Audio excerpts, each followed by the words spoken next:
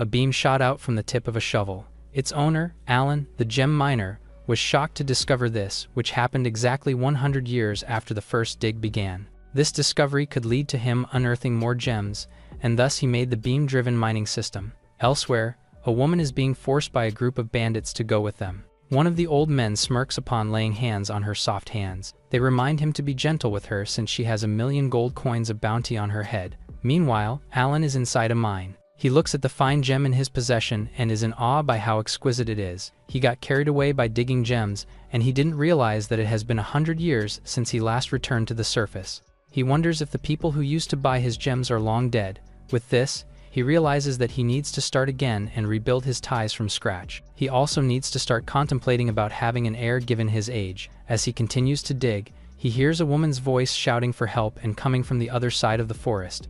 The woman is begging her captors to let her go.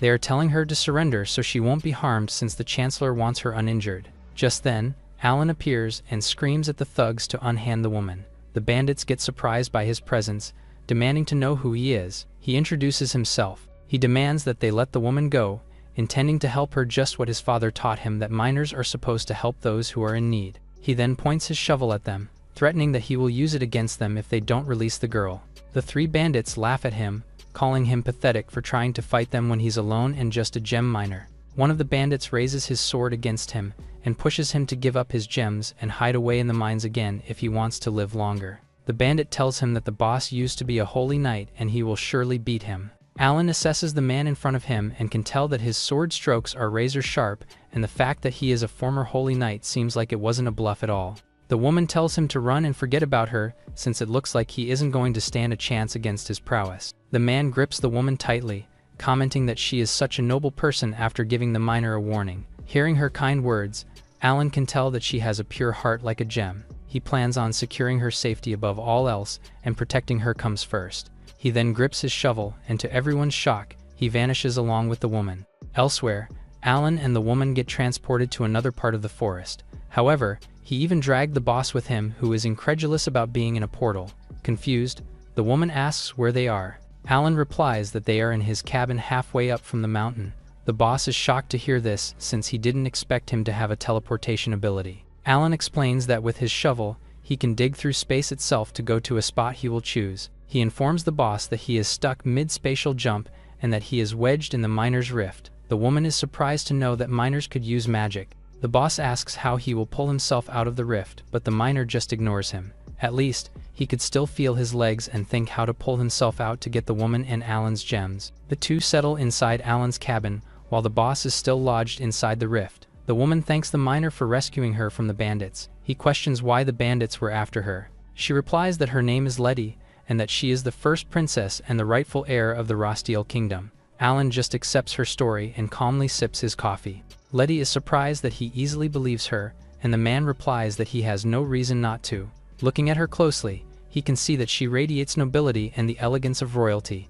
Everything about her screams princess. She bursts into tears upon hearing his words, touched that he looks at her deeply. She tells him to address her as Letty instead of calling her princess. He refuses to do it since their status are worlds apart. She retorts that he saved her life, and so calling her by her first name should be fine. She asks for his age, and he simply tells her that he is 10 this year. Letty smiles at his reply, thinking that he is messing with her since it would be impossible. Dwarves only live up to 15, and so it's hard to believe that he is 10. Dismissing her statement, he asks why a princess like her is worth a bounty of 100,000 gold. Wearing a brave expression on her face, she states that her kingdom is under the threat of being ruined. A few days ago, her father passed away from the Rostiel plague, and she was left in the care of the king's most trusted chancellor, Zell. Until she comes to the right age and inherits the throne, Zell will take care of her and the kingdom. But the truth is, she discovered that Zell is a demon disguising as a human. She witnessed how the demon slew her father using his dark magic. After that day, everyone in the palace was brainwashed by Zell's dark magic, and she was the only one who knew the truth and escaped. He let her live to witness her despair, and now wants to marry her to become the rightful heir to the crown. Because of this, she keeps running away from her captors, afraid that the demon will have a way to steal her kingdom. As more tears form in her eyes, she states that the true king of the grasslands must be brave, wise, and kind to all. She reveals that she is on a mission to find the 7 orbs that can defeat Zell. She then shows him the yellow orb in her possession, which is their nation's hidden treasure and passed down to her. The boss is in utter shock when he sees the national treasure. He begins to think if she is really the real princess. While the two are busy talking, he slowly tries to remove himself from the rift, and he can feel that he can almost pull himself out. Meanwhile, Alan eyes the yellow orb on the table. It is a magic gem refined from the legendary rainbow. Letty is thrilled to hear that he knows about something that only royals know. Alan reveals that he knows everything about the yellow orb since he was the one who mined it. Down the mine, he encountered the beast guarding the rainbow vein. The beast's scales were shining with refracted light. After blocking its rainbow breath attack, he struck it down with his shovel and claimed the legendary vein. The two find his story impossible since that happened 200 years ago. He agrees that this happened a long time ago but didn't realize that the gems he mined became national treasures. Additionally, if he gathers all of them, he can help protect and save the kingdom. If the 7 orbs are all collected and united, their true power will awaken and any wish can be granted. Letty's wish is to banish Zell and punish him for all his wrongdoings. The princess sighs since she is in a grave situation right now. The chancellor put a bounty on her head to prevent her from gathering all the orbs. He accused her of pretending to be the princess of the kingdom. He even made someone stand in as her so no one will believe her story. However, Alan counters this, saying that he believes in her. A smile creeps on her face upon realizing that there is at least one person who knows her truth. Just then, the boss finally releases himself from the rift, offended that they have been ignoring him all this time. His evil laugh reverberates, telling the miner that it is time to show him who's the boss. Alan finds him quite impressive since he escaped the rift on his own, noting that it is all because he was a former knight. With this, the boss leaps outside and tells him that they should fight outside. The bandit thinks it will be beneficial for him and his actions won't be restricted. He smirks, thinking that he can finally attain the bounty, the gems, and the orbs all for himself. Feeling greedy, he challenges the miner to a duel. Accepting the challenge, Alan tells the princess to step back and maintain a safe distance. He now has a duty to protect her and the gems. The bandit lunges at him with his magic. Alan concentrates and gathers power at the tip of his shovel. A bright light covers his weapon. He then fires it towards the bandit's direction and deploys a shovel counter barrier to protect himself. The bandit is in disbelief at the amount of power his opponent holds. Alan doesn't hold back and fires his wave cannon, releasing an insane amount of power towards his enemy. In the end, the bandit was defeated and he inadvertently dug through the entire mountain. Letty is so impressed after seeing his magnificent spell. She asks what kind of training he underwent to develop such power. He replies that the wave cannon from his shovel isn't magic. It is just the mining wave energy wielded from the concept of the shovel and digging. The princess seems confused, but nonetheless thankful to him. The bandit remains immobile on the ground. This is the start of the fateful encounter of the miner and the princess. Letty asks him to work with her and gather the 7 orbs across the world. Without hesitation, he accepts the offer. Much to her surprise, she warns him that it won't be an easy job. In fact, it would be very dangerous, and so it is alright if he thinks it over for now. However, he is very decided and notes that danger for him is normal, just like another day inside the mines. In addition, he can't accept the fact that the orbs he dug 20 years ago are scattered across the land. Hearing his resolve, she is thankful that he will go with her on the quest. If they restore the peace to her homeland, she will reward him with any wish he has. He thinks deeply if there is anything that he wants. His mind then wanders to someone who would inherit his family's legacy and the mines. With this, he bluntly tells her that he wants an heir. He suggests that they put up a notice in her kingdom for a successor and they might find someone suitable. Suddenly, she blushes, thinking that he is asking for a child successor. He agrees but looks at it as someone he can adopt and teach the basics. But the princess misunderstands this as him asking her to make a child together. He then asks if his request is quite difficult, but she stands by her words and swears that she will do anything that he desires if he successfully gathers the 7 orbs. She admits that she lacks some experience in the field, but she will prepare herself. He agrees with her sentiment, adding that it is important that they practice different methods of recruitment.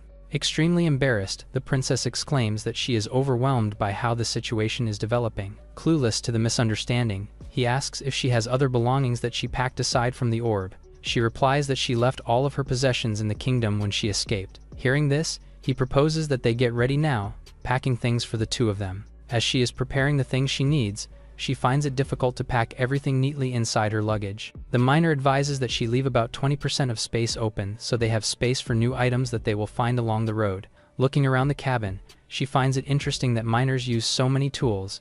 He replies that centuries ago, he also wielded pickaxes and drills. However, digging deep in the mines, one can't carry much, and he realized that he should just rely on the versatility of a single shovel, making it the most important tool for him. Seeing her look closely at the shovel with bright eyes, Alan offers that she take one with her too during their travel. She excitedly grabs the tiny red shovel that he hands her, which is essentially for kids. Alan studies the map and asks her where the locations of the orbs could be. However, she admits that she is as clueless as him about where the orbs could be found. It was a reckless act, but the orbs were scattered in different places like beneath the seas, deep in the deserts, or above the clouds, where no humans could reach. With this, Alan decides to use the map and narrow down the possible locations of the orbs. Then, he will use the power of his shovel and the miner's detection art to pinpoint the exact sites of the orbs. It is a great help that he was the one who dug all the treasures, and it will be easier for him to find the other treasure using the energy of the yellow orb. With this, he uses the shovel to pinpoint where they should go. She looks at the direction where the shovel is pointing and is incredulous that it is inside the miner's house. He disagrees with her, saying that they should head behind the shed just past the rocky ridge. They are blocked by the rocky ridge, but behind it lies the ruins of a castle destroyed when the great war between humans and demons wiped out an entire kingdom. It feels like the orb should be inside the Lifton castle. They study the map and how they will reach the Lifton castle. Since she is still at large, they should look out for the high chance that the Chancellor's men are waiting on the other end to capture her. Since there is no escape route for them, she is ready to face the danger that might be waiting for them. However, he assures her that if there is no path, he will make one for her. They continue to strategize. They have decided that they should head along the coast to get to the old castle since it will be faster than heading straight through the mountain range. In this way, they can also get away from the pursuers faster. She looks at him strangely, stating that it will be difficult for him to make that new path, since roads aren't made easily and it would usually take years to build new roads. He understands her worry, but he points out that it will not be hard for him since he is used to digging all his life. Dismissing the princess's worries, he grips his shovel and points it against the rocky ridge. He shoves the boulder and the small movement creates an explosion, surprising the princess. Alan has actually dug a tunnel using his shovel with just one quick move. With this, they now have easy access inside the castle ruin. Letty is so impressed with his work and that he managed to create an enormous tunnel in just a snap. Confused, she asks how he did it. He reveals that he dedicated himself to training. At first, a single meter of digging a tunnel took him 10 minutes.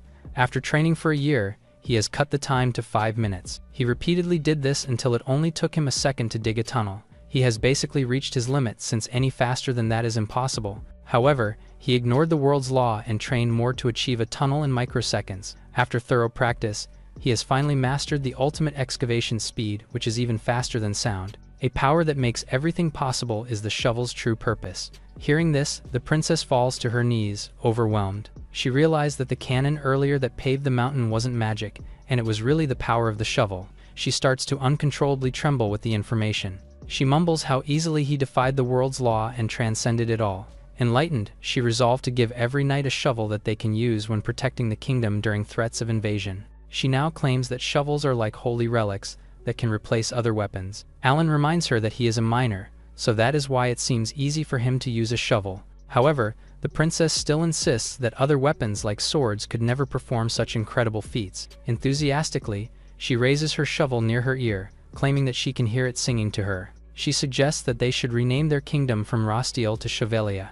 With Alan's incredible power, she feels like she was born again. She now carries a different air of confidence and hope that she can reclaim her kingdom with the help of Alan. Looking at her so engrossed with her shovel, Alan comments that royals are indeed peculiar beings. They walk through the entrance of the tunnel.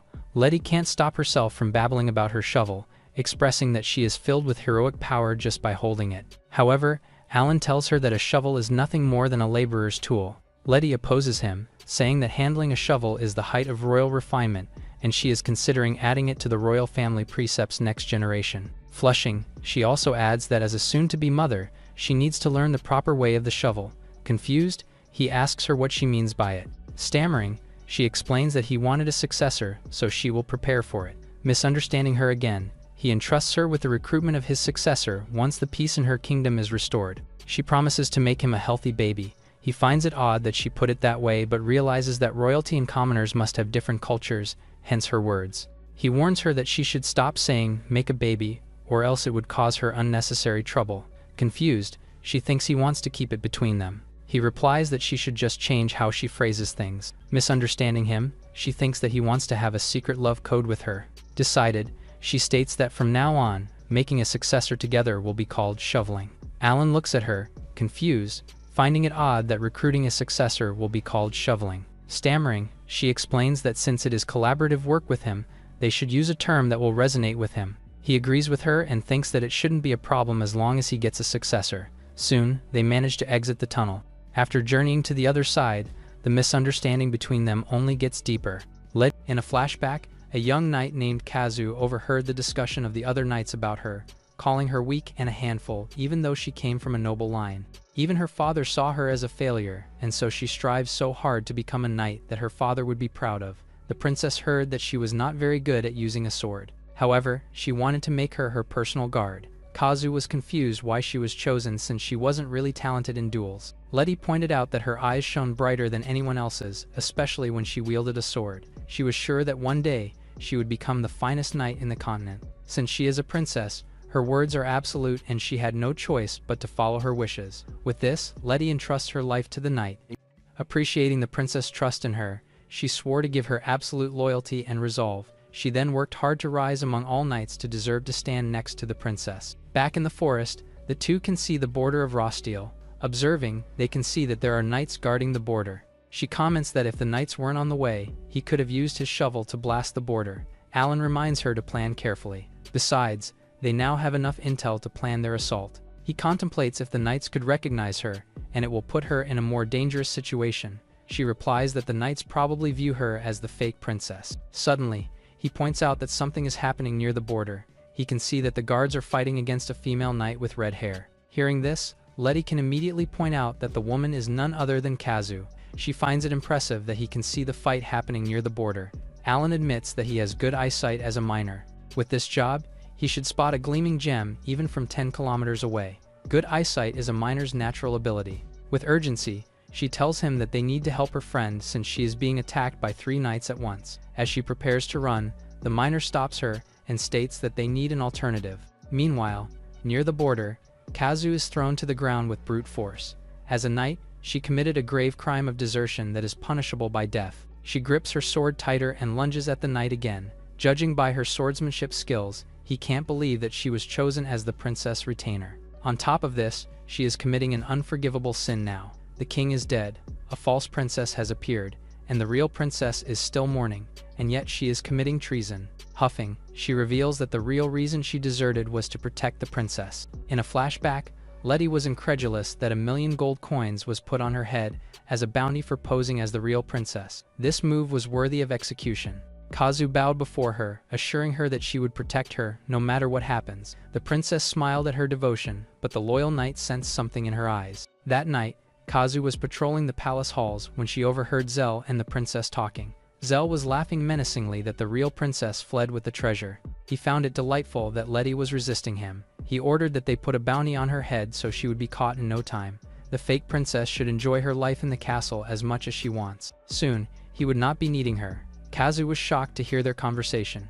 It meant that the princess she was serving now was fake all along. At present, the knights are confused with her goal to protect the real princess. She doesn't bother to explain anymore since time is running and she needs to find the real Letty. She can't stomach the fact that somewhere out there, the princess is alone and lonely by herself. With this in mind, she grips her sword tightly and lunges at the knights. Determined, she swings her sword with brute force. However, it doesn't match the amount of power that her opponent has, sending her weapon flying from her hands. The knight mocks her skills, saying that she is not enough to be the princess' personal guard. Kazu recalls the time she devoted herself to training. She aimed to be worthy of being chosen by the princess. She gave everything she had, yet she still failed. Left with no will, she remains unmoving under the knight's mercy. The man's sword is about to strike her when a violent force sends the knight flying to the ground. Kazu is surprised to see a shovel on the ground. Meanwhile, Alan is targeting the knights using his shovel. When he was still under the mines and digging the gems, he encountered another formidable monster and used his shovel as a close combat weapon. He then realized after that he can use the tool as a long-range weapon as well.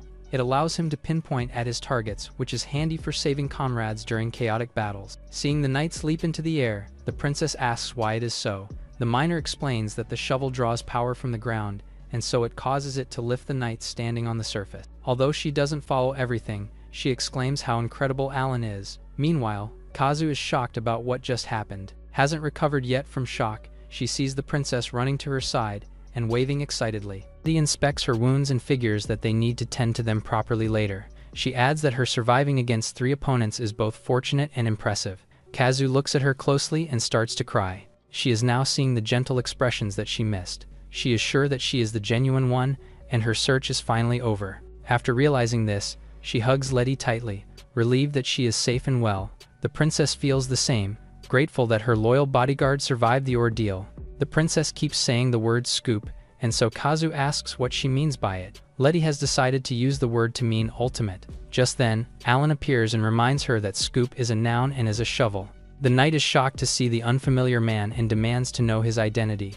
Alan respectfully introduces himself, informing her that the princess hired him as her bodyguard in her absence. Kazu immediately doubts his intentions, but Letty defends Alan, stating that he is a good man. She then keeps saying scoops as if she is under a spell. Worried, Kazu pleads for her to get back to her senses. The princess excitedly tells her that she witnessed the power of the shovel, and it transcends even the holy knights. With this, Kazu grips her sword and raises it against Alan for brainwashing her princess. She leaps toward his direction, and suddenly she is submerged in a puddle of mud. She tries so hard to remove herself from the mud but couldn't do so. Alan activates his mud therapy and explains that it can relax Kazu's mind, heal her wounds, and ease her fatigue. This way, he can talk to her calmly later. Letty praises his ability and points out to her bodyguard how capable and reliable the miner is. Kazu lowers her head and cries. She finds herself pathetic for failing to save the princess. No matter how she tries, she will never be a holy knight. She needs to stop deluding herself that it will happen. The moment she was born as a woman, she knew that nothing would work out for her. Suddenly, Alan reacts, saying that the last strike she unleashed against her opponent was an excellent attack. It's not as if she lacks talent. What she needs right now is mining. The bodyguard is confused about what he means.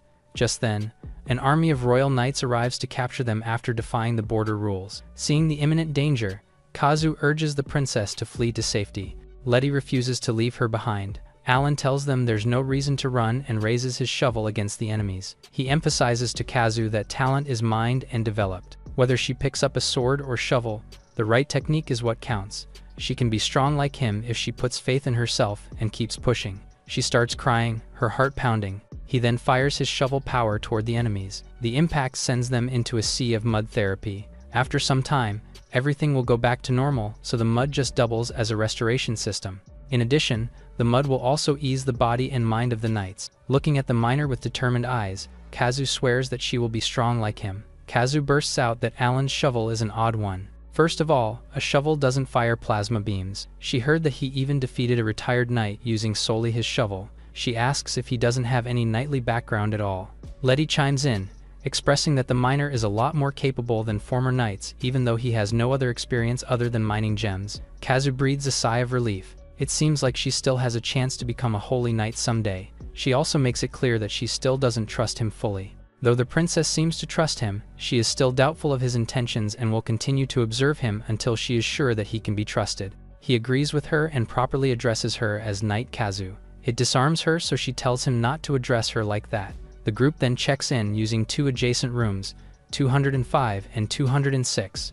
Blushing, the princess volunteers to share the room with the miner, and Kazu gets the other room all by herself. The bodyguard looks at her judgingly, noting that she must not be herself again. Alan agrees with her since sharing a room with the princess doesn't make any sense. She commends him for having a normal mind after all. She asks how about their promise of shoveling together. He looks at her confused, thinking what she could mean by it since she has been using the term for just about anything. He clarifies what she could mean by it, and she answers that she is referring to their teamwork. Still clueless, he asks if she means the physical labor kind of shoveling. This almost sends her to the edge, and she nearly dies of embarrassment. Alan offers that they start making a now hiring apprentices sign. Blushing, she tells him that they can start practicing digging that uses a lot of their bodies. He agrees with her and mentions that they can practice in the backyard, which shocks the princess.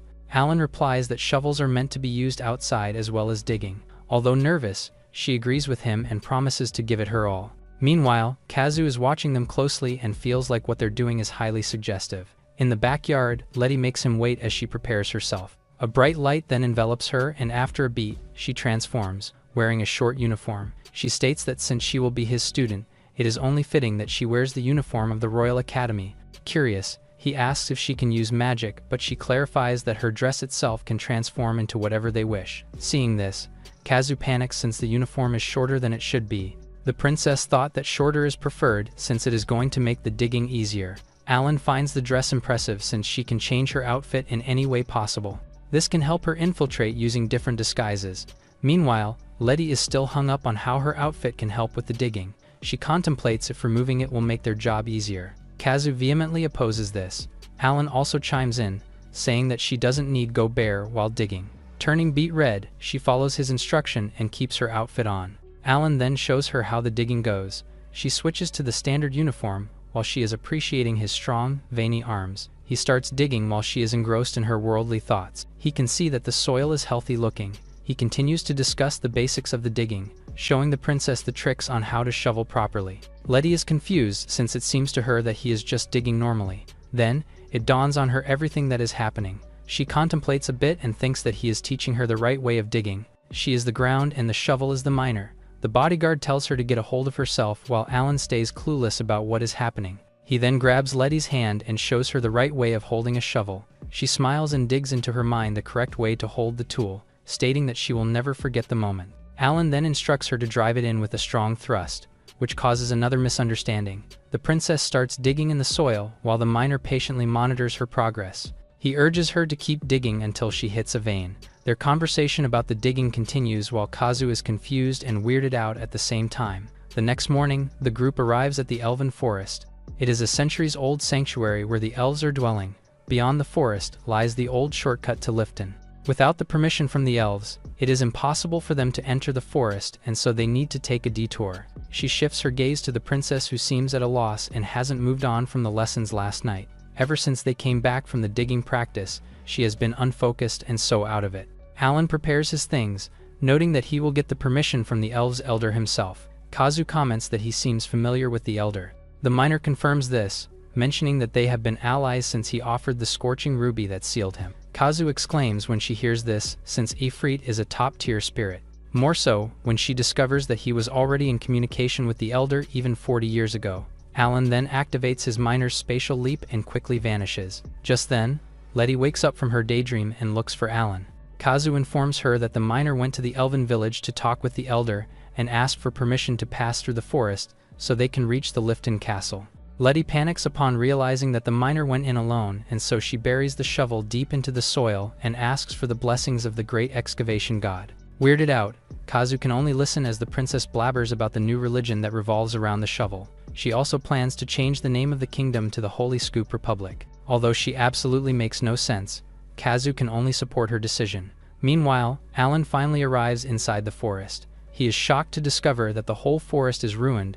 The trees have withered, the river runs black, and he can see no one. He wonders what happened to the lush forest he once knew and often visited. While looking for elves, he encounters a horrifying-looking monster. He faces the monster and recognizes it as the Black Beast. It was the one probably killing the elven forest. The horrifying monster leaps in his direction and bares its sharp teeth. However, to his surprise, the monster flees with a clear purpose of where it is going. Somewhere distant from him, he can hear a faint sound of water and the scent of trees nearby. With this, he can tell that the Black Beast's goal is the elven village. With urgency, he follows the path of the monster and raises his shovel. If it is a normal beast, digging would be fast enough to reach it, but for a pest harming the forest, burial is best. He raises his shovel and puts a lot of force into it before digging it into the soil. The impact makes a large hole in the ground and the water starts seeping out from it. He successfully buries the monster 10,000 meters deep, but to his surprise, he stumbles upon an elf bathing nearby. He apologizes to her for interrupting her bathing. He promises to take responsibility for the water source. Later, and now clothed, the elf introduces herself as Fiona. Alan also introduces himself. His name sounds familiar to her, and she wonders where she heard it before. Alan asks for the High Elder, Arnak. The elf is surprised to hear the name of her ancestor, the King of the Silver Tree. She then realizes that the man before her is the legendary gem miner from the story of her ancestor 100 years ago. She finds this thrilling since someone from history is in front of her. Alan realizes that a lot has changed after he came back to the surface after 100 years. Meanwhile, Letty and Kazu are still waiting for Alan in the forest. Back in the elven village, Alan is busy looking for a source of water to replace the one he accidentally destroyed. Fiona then leads him to the elder's grave. She tells him that all of the elves who have passed away lay in the land of the World Tree. Seeing his confusion, she narrates that during the War of Extinction, many of her kin were wiped out by the demons who tried to invade the sacred elven forest, noting that the black monster took their lives. With this, Fiona is the only elf left in the forest and the others fled. As the remaining descendant, she can use a little spirit magic called the Wooden Branch Spear. Alan reminisces about the time when his good friend was still alive. He was always insistent that he marry his sister and take her as his bride to make him one of them. In this way, he wouldn't have to dig mines anymore. However, he chose his noble job instead and went on his way. While praying at the elder's grave, he wished that he should have waited a bit longer before returning to the mine. Fiona looks at him appreciatively and thanks him for going to the graves with her. Since the other elves left the village, she has no one to visit the graves with her. He assures her that she has nothing to worry about since he has already defeated the black beast that is responsible for killing her kin. She is shocked to hear this and has to clarify what he meant. He reiterates that he had buried it earlier 10,000 meters underground. She is in disbelief at his revelation, especially since he is so nonchalant about it. To make it clearer, he even projects the beast using his shovel. Fiona confirms that it is the monster that killed most of the elves.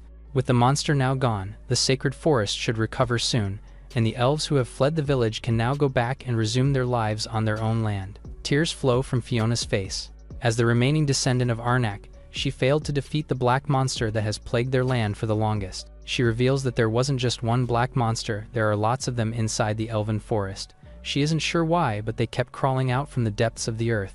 To protect her, her only friend, the water spirit, Dean, died to make sure she'll survive. With determination in his gaze, the miner grips his shovel and marches down towards the monsters. Fiona tries to stop him, warning that it is dangerous to leave the grave. The power of the ancient barriers prevents the monsters from attacking, and once he steps out, his safety won't be assured. He agrees with her since Arnek's holy presence still lingers in the place, which explains why some greenery and sources of water remain in that part of the elven forest. However, this doesn't solve anything unless every last black monster is destroyed. Soon, the entirety of the forest will die, and it will be too late for them to save it and bring it back to its original glory. Still, Fiona refuses to put his life in danger in exchange for the survival of the forest. With conviction, Alan tells her that since she is the descendant of his best friend, he will do everything in his power to save her home. She is like a niece to him and a part of his family. This heartwarming message brings tears to her eyes. It has been a while since she last had someone to consider family. Alan rushes towards the horde of black monsters. In one swift attack using his shovel, he annihilates the monsters, creating a large explosion inside the forest. After eliminating the beasts, he goes back to Fiona's side, telling her to call him uncle from now on. She is touched by this and asks how he managed to defeat the black beasts in a single attack. He nonchalantly replies that he just used his technique to dig a moat in attacking the monsters, which stupefied the elf. He then buried them at the bottom of the moat he just created, which also serves now as the new source of water in the village. Now that the moat is complete, he starts to think of another way to improve the village and thinks that the painting in Fiona's house should be enough. He then tells her that he has a great idea of how to rebuild the elf village. He suggests that they develop an elf castle. Now that they have a moat to stop the intruders from entering, they need to level the inner ground for the castle. For this to happen, he will alter the forest and asks for Fiona's trust. With this, he raises his shovel and starts digging again, unleashing his minor construction power. Another explosion erupts in the village, producing an elevated ground for the castle. Next, he builds the walls around the plateau. He leaps and then forms a blueprint of the elf castle inside his head. With this, he starts digging until his design is realized. Meanwhile, Letty and Kazu feel a sudden tremor on the ground. The source is coming from the forest.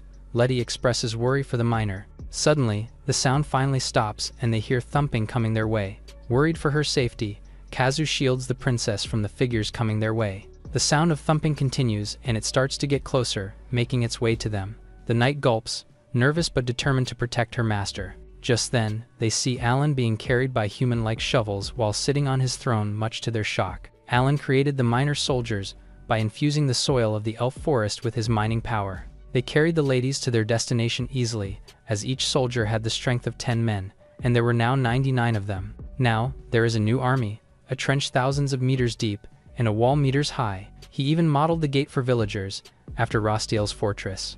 While Kazu had no idea what he was talking about, he went on about how it isn't enough. After all, what would happen if a swarm of dragons suddenly flew at the forest? It's practically impossible, but he argues that one must always be prepared. In fact, he once came across a swarm of ancient dragons while on one of his expeditions. One beast is easy to deal with, but even he had trouble fighting a whole legion. For this reason, he invented the offensive shovel fortress, armed with a 30-meter tower that can shoot down dragons and withstand knight-class flame breaths. It detects enemies and automatically fires surface-to-air mini-wave cannons at them. The battle this was last used in was in the legendary Jewel War in the depths of hell. Kazu finally speaks up and complains about not understanding anything he's talking about. Alan then says that he used the experience and technology from the Jewel War to build the new home of the elves, Castle Elf. Before them was an impregnable and grand fortress, safe from ground and air attacks. The knight couldn't believe it, as they arrived in the forest just a few moments ago. It took him 2 hours to create the soldiers, which is still too fast for a normal person. The trench provided an abundant supply of high-quality stone, mainly for building materials. Even if a holy war breaks out, this area of the forest is sure to be safe. Fiona's head popped up, and she cautiously asked who the new people were. As such, Alan introduces them to each other, and Letty's face is covered with a smile when she sees the real-life elf. She excitedly grabs the girl's hands and basically gushes over the honor of meeting her. The princess gestures to Kazu, who's dazed from the unbelievable reveals, and the elf is then introduced as a niece. Given his relationship with her father, he basically considers her his family. Now her turn to clear her confusion, Fiona asks about the royal's relationship with her uncle. Unfortunately, this only leads to even more misunderstandings, as Letty says that the two of them are in a shoveling relationship. Her bright gaze isn't enough for the girl, who asks the miner what she means. While he can't explain either, the princess then hugs her tight, fulfilling her dreams of befriending an elf. It was a fairly strange situation, but Alan couldn't help but smile at them. On the other hand, Kazu was busy recounting all the things he did in the span of 2 hours. She has no idea anymore and questions just what a shovel really is, and is suddenly told by her liege that she must excavate common sense to understand. Again, the miner tells her to ignore the young woman. In the end, a shovel is basically the power that pierces through the logic of the world. Just like that, Letty invites Fiona to talk all night. According to Kazu, the most important thing about going through a dungeon is the ability to fight bravely and without any fear. Alan disagrees and says she's all wrong. To him, the most vital point of dungeon crawling is safety. Letty leads the way and says the deepest part they're searching for is right ahead. The radar and his shovel confirmed this without a doubt, and he moved forward to reach the sacred treasure. Eventually, they find a lone pedestal holding the second magic orb. They were in the elf castle just half a day ago. Fiona was troubled and wanted them to rest for at least more than a day. Unconvinced, the miner promised to be back once he finishes his mission. The soldiers will be there to protect her, but don't really offer companionship like they do. Just then, she's told to look behind her. Water was moving around from below the bridge, and the humans gasped in awe of what they were witnessing. Even more surprising is how the water climbed and pooled on top of the bridge. Fiona couldn't believe her eyes. Dean, who was erased by the black beast while protecting her, was now back alive. The elf rushed forward and hugged her friend, unable to hold back her tears as she asked how this was possible. Since the black beast was sealed, her energy was freed from inside it. The elf remembers how Alan defeated all the enemies without sparing a single one. While he's glad that her friends are back, it all really is thanks to his kind efforts. Reunited with her loved one, the girl now confidently waves them goodbye, thanking and wishing them a safe journey. Based on the map, the group should reach the old castle of Lifton, if they keep their pace.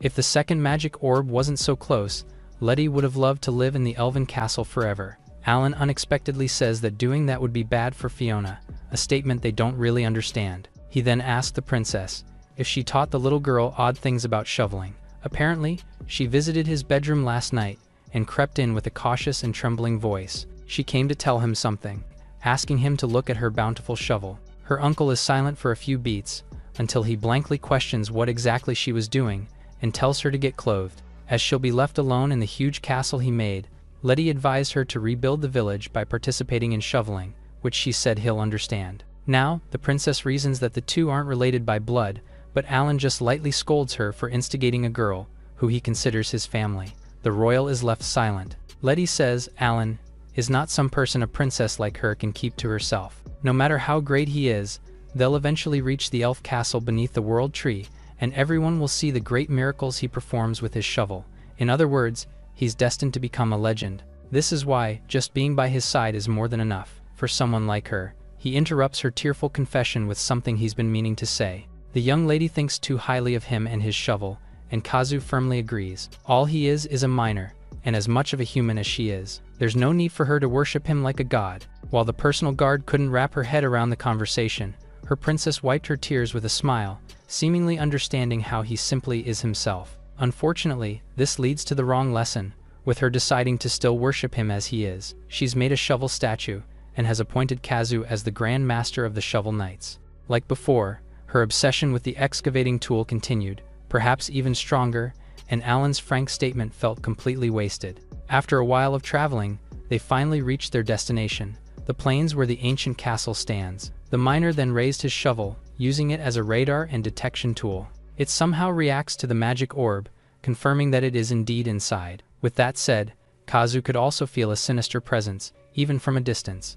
As expected of the demon castle, which was the heart of the war, Letty gets ahead of herself, and suggests that Alan take it out from there with his beam. The guard is so worried that she actually wonders if it's possible, but to their surprise, he says that it cannot be done. Physically speaking, it'd be simply enough. But the real problem is the risk. He can use the shovel wave to blow the entire castle away in 1 second. However, what would they do if a monster inside is capable of reflecting or countering that power? As they doubt that such a being could even exist in this world, he says that he once encountered such an entity, which is also the most powerful he's faced. Its name is De Morgan, the overlord from the true anti-Genesis realm.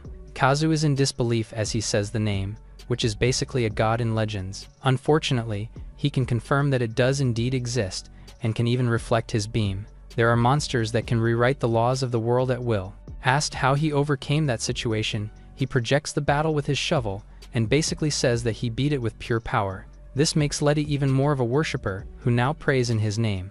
It'd be one issue if he just had to worry about himself. With the two of them there, he has to make sure that their safety is secured before moving in. From the shovel driven deep into the ground, a screen showing different areas emerged. It was like a maze, constantly growing by the second. Since information gathering is essential for the raid, he's excavated the underground interior, and has already located the magic orb in the deepest part of the plains. The first floor is vast with narrow paths, nearly turning it into a labyrinth. As for the glowing spots on the map, they're alerts for monsters and traps inside. Even then, they can't simply let their guard down just yet.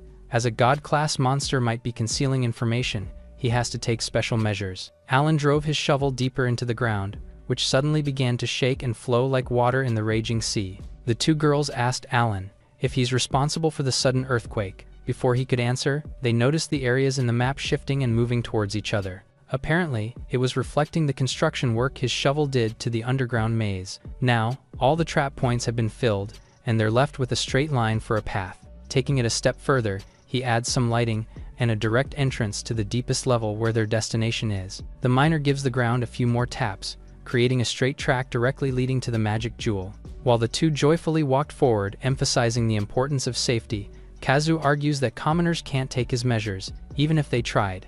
Letty then suggests that her personal guard learn the art of safety construction, an endeavor he projects would take at least 2 years. With the princess' approval, he accepts and prepares a full shovel training set. The knight protests and tries to decline, but it's too late. She just found herself fully equipped with tools and armor. There was no getting out of it anymore. With all that said and done, what's left is entry into the dungeon where the jewel is. Back to the present, the three charged forward as a group. Kazu desperately whined and tried to convince herself that it was going to be okay. Despite her arguments, Alan tries to comfort her, saying the sword and the shovel share fundamentals. Through training, he plans to unearth the talent sleeping within her. His unexpected words stun her. While she declines the idea of being taught at first, his promise to make her as strong as him breaks her hesitation. With a red and embarrassed face, she accepts the offer, albeit threatening to back out if she doesn't see results. The group reaches their destination and finds themselves in a room filled with gold. It was fitting of a treasury, and on a pedestal at the very back was their goal. The true blue orb lay there, and its mystical glow made the viewers feel as if their souls were being cleansed. However, there was a bright yellow light shining blindingly above it.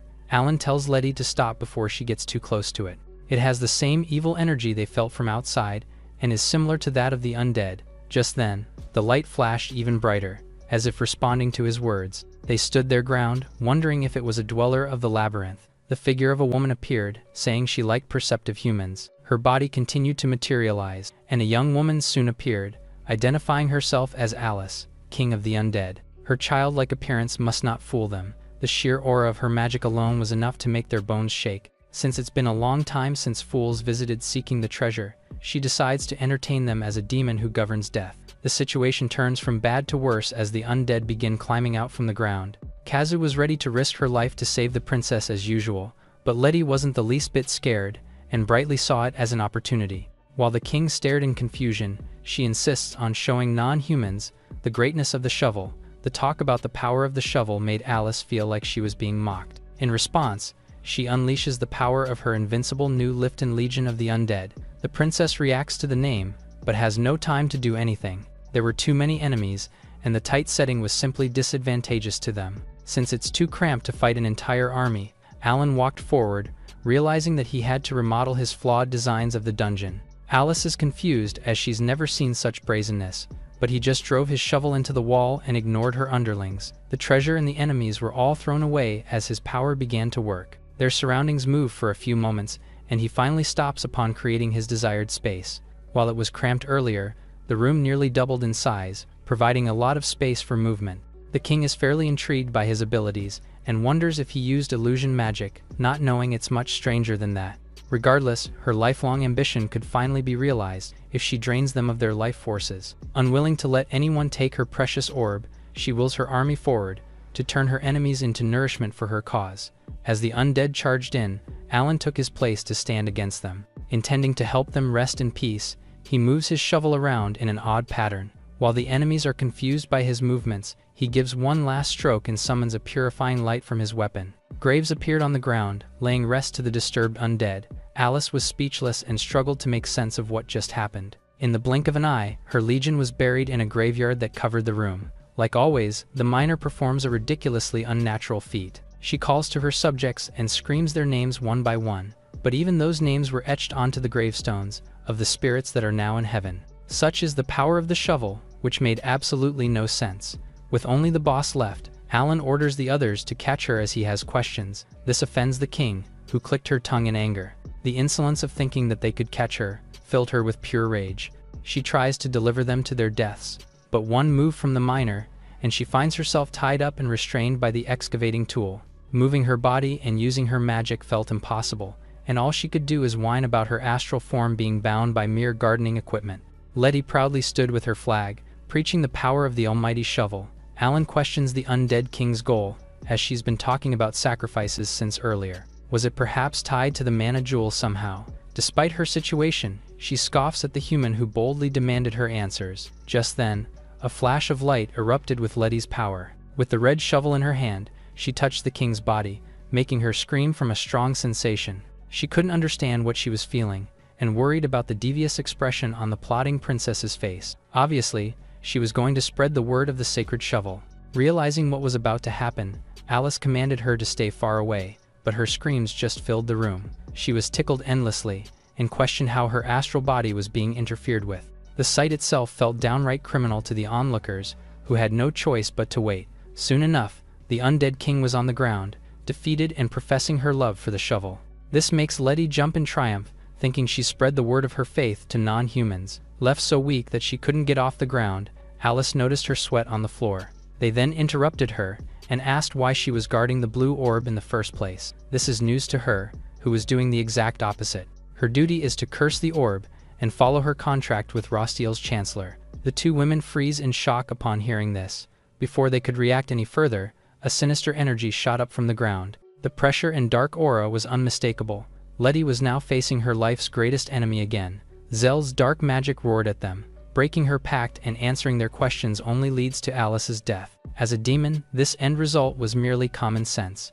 They realized that it isn't Zell's true body, but his magic from the black stone in the girl's head. She found it a pitiful way for her wretched life to end. With her kingdom of Lifton, everything was going to perish. The dark energy gathered around the orb, and at this rate, everything including the jewel was going to be swallowed by darkness. They called to Alan, begging to be saved like always. The Great War wiped Lifton from existence, but the royal lineage refused to fall. A much younger Alice watched the royal crown as she hugged her mother. She alone was going to be forced to endure, and be protected by the crown of Vecna.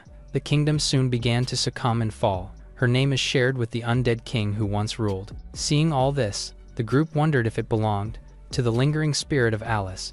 She's already died once and just returned. The girl found herself inside her tomb, wrapped with an off but intricate fabric. Taking Vecna's crown, she carried her family's secret treasure and power. Strength and knowledge of necromancy flower through her like a raging current. Her nation, parents, and people all perished, but she vowed to bring them all back with her newfound power. After all, the skill she gained is necromancy itself. However, no matter how many times she tried, he reached the crown's limit and failed. Upon her throne, 3 centuries passed with no one but the undead beside her. Thus, she became the undead king they all feared in the first place.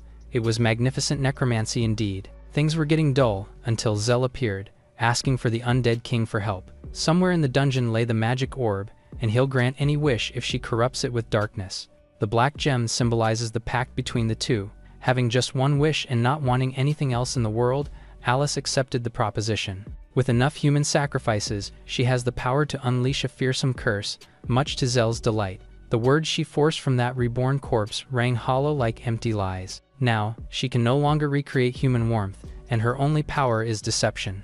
The comforting memories of a time before the war came rushing toward her body, but she could only feel cold, and not even the sun could reach her frozen heart. It might be possible, if only she could rebuild the kingdom of smiles, the real Lifton. Kazu shook with the thought of the cruelty done to a poor and innocent girl. She must also have named her army the Legion of Lifton, in hopes of the nation's revival. Getting an idea, the princess desperately turns to Alan and asks if it's possible. However, all he can do is bury the dead, not resurrect them. After all, a shovel can only dig graves. As she comes to terms with it, they notice the miner doing something. His power was rewinding rapidly. Staying too long in the realm will have them swallowed whole, so they have to retrieve the black gem. Alice screamed in surprise as she suddenly found herself being dragged from the darkness. The black gem itself was being retracted, and she's left spinning above them when the shovel returned to its original form. Alan makes a few motions with his weapon and aims it at the undead king. Considering it the beginning of their first battle with Zell, his black magic was emanating from the gem on her forehead. Facing it head-on, the miner strikes and unleashes the power of his holy dig, purifying the crystal and dislodging it right from the young lady's face. Just like that, the evil is exorcised from the entire castle, replaced by a purifying light shot high into the sky. Alice opened her eyes a while later, and she was finally awake to see the people before her. The gem on her head was gone without a trace. According to Alan, he excavated it and sealed the evil 10,000 meters underground. The deep hole in the middle of the room was proof of that feat. He then addresses her, saying he's witnessed her past and present journey. In fact, she must have already noticed it during her ordeal earlier. Back when she was captured, the undead king broke into a sweat. With his shovel, he offers to dig up the sensations buried in her heart. The thought of feeling something again seemed impossible, but he insists that interacting with the shovel can help her regain all her sensations. Hearing this, Letty offers to give her rehabilitation therapy every day, but the memory of their encounter earlier makes her skeptical, especially considering how they're enemies. That said, the princess thought the reason was pretty obvious.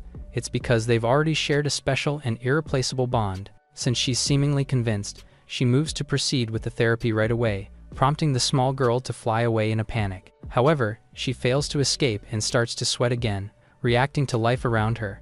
The group has obtained the blue orb, and now 5 more remain. There was a grand city in the middle of the scorching desert. For the first time in years, Alice sees the modern royal capital. Not much has changed, and civilization on sand was still bustling with business. It's a militaristic superpower northwest of Rostiel. Though most of it is desert, oases scattered sustain the pockets of farmland nearby. Their army's strength is unmatched, and its lust for conquest keeps tensions with Rostiel high. Despite being right under the sun, the capital has no warmth to it at all. Letty acts like her usual self and screams about being from the Great Shovel Kingdom. Her guard silences her urgently, saying names of made-up kingdoms won't work there. Unfortunately, the commotion has already been noticed by one of the soldiers.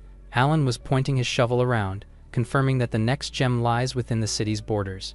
They'll need a carriage to get to the pyramid it's in, and a bit more intel would also be great. For some reason, Alice began going off on their frail bodies, exposing her own and saying she can't even feel the sun. Since she's complaining so much, Letty takes it upon herself to proceed with their rehabilitation for today. After this, they'll go ahead and get her some proper clothes. Essentially, the immortal king has joined their journey, and she might even be stronger than Kazu. Still, for a bunch of weirdos like them, someone with common sense is desperately needed. The princess's guard is relieved to know that the miner is actually aware of how odd he is. Just then, loud voices came from a tent filled with human trafficking activities. A sleazy man rubbed himself against a woman he bought, obviously ridden with worldly desires. Up next was a former royal knight, who can be useful for a huge variety of tasks. In fact, he must be worth his weight in gold. As the bidding started, countless bids flew, and the market was roaring with activity. With profits like this, the slavers' boss was sure to be thrilled. Their head, Javak, was arriving soon, and news is that he's bringing top-grade merchandise. They smiled at their ever-reliable boss. Outside, Kazu growled at the slave traders. In Sabronia, might determines right, making the vile practice perfectly legal. Alan's attention is stolen as he suddenly feels something strong from a distance. Asking what's wrong, the guard is told that it's somewhere far off into the desert, a strong mining aura that was basically screaming to be checked out. It's comparable to the aura of a master, no doubt a precious treasure.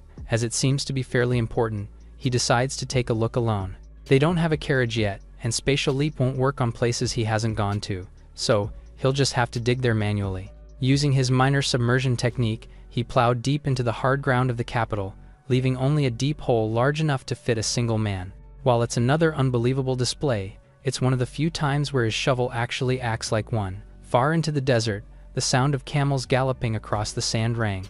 Javak laughed as he told Yuri to run faster, chasing her into the capital. The poor lady continued to run under the sweltering heat, until she fell over and dropped the bottle of Lahar's water she was holding. Coming down from the carriage to pick it up, he asks what was wrong. She tried her best to flee, but now that he's caught her, she's doomed to be a slave for life. Yuri's expression was grim, already knowing what her fate was going to be. With the bottle in his hand, she couldn't even run and would rather become a slave. However, it isn't just a normal bottle of water, it's proof of her calling as the water priestess. Understanding its value, Javak slyly tells her to come take it herself, unable to keep his corrupt eyes off of the young lady's body. As the finest slave of this year, he vows to sell her at the highest price. Just then, a voice says the rare aura must have been coming from the priestess herself. Alan's face popped up from under the sand, making Yuri scream and jump back in shock. As he introduced himself, the slaver questioned why such a man was all the way out there. The miner simply followed the pull of his shovel's signal, leading him to the treasure that ended up being the water priestess. His words make her brilliant eyes stare in wonder. She declines the kind words, saying they don't fit a sinner like her. It's revealed that she actually ran away and abandoned her homeland and her duty to the Rahal tribe. While he quietly studied her, Javak raised his whip, saying she's more than a slave than she is a gem for the miner. As he might also be able to fetch a high price, the trader attacked, intending to turn the newcomer into a slave as well. Alan charged in, making use of the enemy's overreaching weapon. He realizes too late that he's made a mistake, as the miner had already closed the gap and left him defenseless. With one swing of the shovel, the man is dead. Yuri is shocked by the sight she witnesses. He asks if anyone has any more questions, and demands to know why a demon was pretending to be a slave trader in the capital. Javak's voice cursed him, and asked how he possibly saw through it. To put it simply, it's the power of his shovel, a statement that naturally makes the demon cackle in disbelief, thinking it's an amusing joke. While the situation is a bit outside the plan, he's already fulfilled the orders of his master, Zell. Alas, it's the same enemy once again. He was told that entrapping the priestess of water would resurrect the dragon sleeping in the pyramid. Its power will annihilate the land, along with the cursed jewel hidden in the desert. Yuri couldn't believe what she was hearing right now. Alan explains that the doppelganger demon specializes in transforming into humans and animals. As he says that, the real Javak is likely already dead, a familiar hand pops out of the sand. His three companions appeared, following the hole he dug from the capital. He reports that he's secured both a carriage and information, which will help with their search. Surprisingly, Yuri sees Alice and asks why the child was floating in the air. Night falls and they all recuperate with the new addition to the group. The newcomer expresses her gratitude for their help and properly introduces herself as the successor to the Rahal priestess. She began dancing gracefully to a non-existent tune. As Alan questions it, she says it's her way of thanking him for saving her. The ladies scold Alan for asking such a tactless question and encourage the girl to keep dancing. Grateful for their support, Yuri continues with her graceful performance. The desert of Sabronia thrives thanks to the scattered oases. To keep them from drying up, the priestesses have, for generations, performed the rite of calling water. While Letty gets the wrong takeaway and aims to create a right for the shovel, Alan wonders about the demon's words on the connection of the oasis to the pyramid. A pyramid far older than Sabronia is a specialized spell meant to seal a dragon that devours despair. Thus, the chilling story of the beast is told. It is a legendary dragon that turned the land into a desert long ago. The first shaman pillar, where the lady sealed the dragon, has been passed down only to the Lahat tribe. After long and painful training, Yuri was able to inherit the title, but her performance failed. The amount of water in the oasis represents the source of the first priestess' power. When the tribe saw things changing, the heartless chief led the people to turn and drive her out the village. To atone for her shortcoming, she traveled to the pyramid to become a living sacrifice for the seal. Regardless of the ridiculousness, she was chased by slave traders and demons on the way to the site. This is also the reason why she called herself a sinner. Considering how she talked about the change in the chieftain, they ask about his appearance. With her answer, the priestess is stunned as Alan takes the chief's clothes from the carriage. It's her tribe's sacred set of clothing, worn only by the head of their people. In other words, the demon wasn't just posing as a slaver, but also their tribe chief. The drop in the oasis water levels was likely also caused by his tampering. They framed her for the incident, which is in line with the mission the demon talked about before perishing. She couldn't believe it and desperately asks where the real head is. Unfortunately, his silence is enough to answer her question. Seeing her fall deathly still, they cautiously called her name, but Yuri just swiftly turned without a word. The priestess performs each and every part of the water-calling ritual and offers it up to her fallen chief. They all watched in awe, unable to say a word and entrance by her graceful movements. Its end is met with applause, and Alice emphasizes how such a dance would be impossible for others. Alan agrees, adding that he only sensed her presence because she is a true shrine maiden. As the best proof of all, he shows them his shovel, which now had a pool of resonating and pure water, called on by her ritual. The water itself is explainable, but why it was on the shovel was as usual a mystery. Letty wraps it up and calls the water Yuri's shovel juice. The girl is flustered by the bold name, but the miner surprisingly agrees with her words. They proceeded to fawn over her impressive skills, even fervently drinking from the tool. Their passion while drinking makes her embarrassed, and even Kazu believed that it was embarrassing, but neither of them could do anything. Later on, Alan shares that the mana orb is located in the pyramid where the dragon is sleeping. Their advantage over Zell is that they have a better grasp of where the other orbs might be. As for this task, they'll undoubtedly need the help of the Water Shrine Maiden. Knowing it's her duty to seal the dragon, she gladly accepts the responsibility. Now, the group moved toward the pyramid without an ounce of fear. As the camels pulled the carriage forward, they talked about the legend of the dragon, whose wings were so wide that it blotted out the sun. It showered the land of lush greenery with its scorching breath. According to Rahal myths, the monster that devours despair emerged from a rift in hell. It tells how the vibrant greenery was all burned away, leaving only a desert. As a tomb to seal the dragon away, the first priestess built a pyramid with her power. This is no more a myth than any of them there. In other words, the dragon is also there without question. Since they can't just give up on the orb, they decide to rely on the miner's reliable strength alone. Yuri hears the ridiculous thought for the first time, and is left confused. Barely batting an eye, Alan says excavating ruins is exactly what his shovel is for. Kazu worries about him meddling with the land again, so he says they'll be clearing it normally. With that said, he's thought about it, and the fact that miner construction is impossible for an apprentice. Since there might be a need to split up in the future, he's decided to teach the skill to his disciple. It's true that they might have to go their own ways, but she doesn't seem keen on the lesson. The conversation is interrupted as the pyramid soon comes to view. Its massive body left the humans in awe, but it's fitting to serve as the tomb of the dragon said to devour despair. Yuri looked to the top, fearing what's to come. On the other hand, Letty was already too busy looking for the entrance to the place. There is no entrance, and it was most likely a riddle they had to answer to come inside. Alice wonders where Kazu's sudden excitement came from. She's apparently a fan of such romance, which she couldn't experience ever since Alan's overpowered shovel came to play. As if right on cue, he moves to dig until he finds the answer to the riddle. The dungeon fanatic tries to stop him, but he's already pushed his tool into the sand, digging for answers. An old man with a sunken body is surprisingly tossed to the sky. They looked up and stared in absolute confusion, already having an idea of what it might be. The body drops to the sand, and they question how the answer to the riddle is a mummy. A new mystery has appeared, and it has something to do with the markings on his chest, which was similar to the Rahal chief's. It sounds unbelievable at first, but upon taking a closer look, she confirms that it is indeed Chief Lumo. The doppelganger must have buried him there, but he was still somehow breathing. Alan takes his shovel and places it over his body. To their shock, he reverses time itself, saying he's digging the timeline back to before his body was mummified. His feats were getting even more ridiculous. Regardless, his power allows the chief to regain his body, which was popping with muscles and filled with vigor. He smiled upon seeing Yuri, relieved to see that she's all right. She couldn't believe her eyes and began to tear up.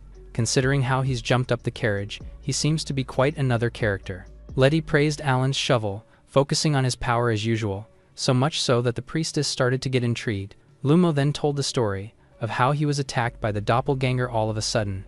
As they stopped him from reaching his goal, he couldn't be any more grateful. He was brought there because only the Rahal chiefs know the entrance to the pyramid. Knowing that the demons would fail if he refused to talk, he was prepared to sacrifice himself, but never did he imagine that it'd take his form and deceive his people. Enraged, he for some reason struck a pose and commanded the entrance to open. Following his order, one part of the pyramid's base dropped to reveal an opening. The interior is a magical domain, filled with ancient traps to ward off tomb robbers. With him there, their path to the depths was clear and safe, and he was even glad to assist in their search for the magic jewel. With the pyramid raid getting increasingly easier, Kazu's mood was also dropping. Once they return, Yuri intends to succeed at the ritual and seal the dragon without issues. Facing the path, Alan then tells his apprentice that it's her turn. She's instructed to activate the miner's light with the shovel and illuminate the structure's interior. While she's skeptical at first, she can't decline as her princess directly orders her. Despite her disbelief, she does as told and focuses, staring at the shovel's tip hard. To her surprise, a light suddenly appeared to answer her call. Her success elicits a variety of reactions, even from her, as she refuses to believe that she was getting pulled into the illogical way of the shovel. Alan recalls how she used the apprentice helmet back in Lifton. During that time, the common sense in her brain was excavated, opening the path to learning. She feels like he toyed with his body, but he reminds her of their agreement to awaken her sleeping talent. The two pause this argument for now, as Lumo encourages everyone to proceed inside already. Upon reaching the first gate, they encounter a bunch of mummies, serving as guardians. Each and every enemy is quickly eradicated, mainly with Alan and Alice's power. The others also supported, but in a more subtle method. At the second gate, they meet the corridor of needles, which attack anyone who tries to cross. If they press the button at the end of the hall, all the needles retract for a safe passage. The immortal king floated forward, passing through the countless weapons that pierced her body, but her glory was stolen by the miner, who used his shovel like a whip to hit the button. At the third gate, Lumo suggests finding another route as they need 3 Rahal tribe members.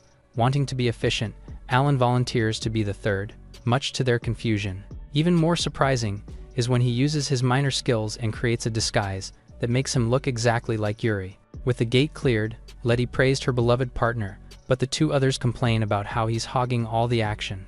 Aside from that, they still hadn't found the magic jewel, and the altar room is all that remains. In front of a huge door, an enormous statue spoke, addressing them with a question. They're surprised and wonder if it's a monster of some sort, but Lumo just explains that it's the last guardian, the Sphinx. If they correctly answer a riddle it chooses from tens of thousands, they'll be allowed inside. Even the chief doesn't know all the answers and only hopes for a question he's already encountered. Those who answer incorrectly or cheat will be struck by the guardian's ancient death curse. Alan is already considering using his shovel to answer, but worries that it'll be cheating. Just then, the Sphinx called for their attention as the riddle was about to be asked. It asks for what has 4 legs in the morning, 2 at noon, and 3 in the evening. Lumo and Kazu were overjoyed, since this is the easiest riddle, which they both know the answer to. The knight was just about to give the answer, but Letty suddenly interrupted, saying the answer is a shovel. They're shocked by the answer that was just blurted out without thought. She explains her answer, saying she saw a 4-legged toddler shovel in her dream, and recalling the 2-legged shovel soldiers Alan made in the elf castle. As for the evening, the reason it has 3 legs is because it shovels. The Sphinx was silent for a long time, as if thinking about her unexpectedly ridiculous reply. That said, riddles don't necessarily have just one right answer.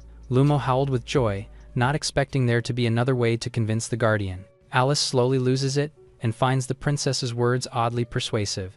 To their shock, the Sphinx actually checks with Letty, and asks if she likens shovels to man. With a bright smile, she confirms that it is something that encompasses the concept of man. It isn't a straight answer, so the guardian asks again, but her roundabout words only continue to rain down, made worse by her complete faith in them. Broken by her logic and somewhat sick of it, the Sphinx admits defeat and opens the doors to the altar room. Letty celebrates winning through sheer momentum and grit. No matter the method, they now had a clear path towards their destination. In the middle of the room was a statue of the first priestess, and below it was the magic orb. Yuri stared in wonder, seeing the first-generation shrine maiden for the first time.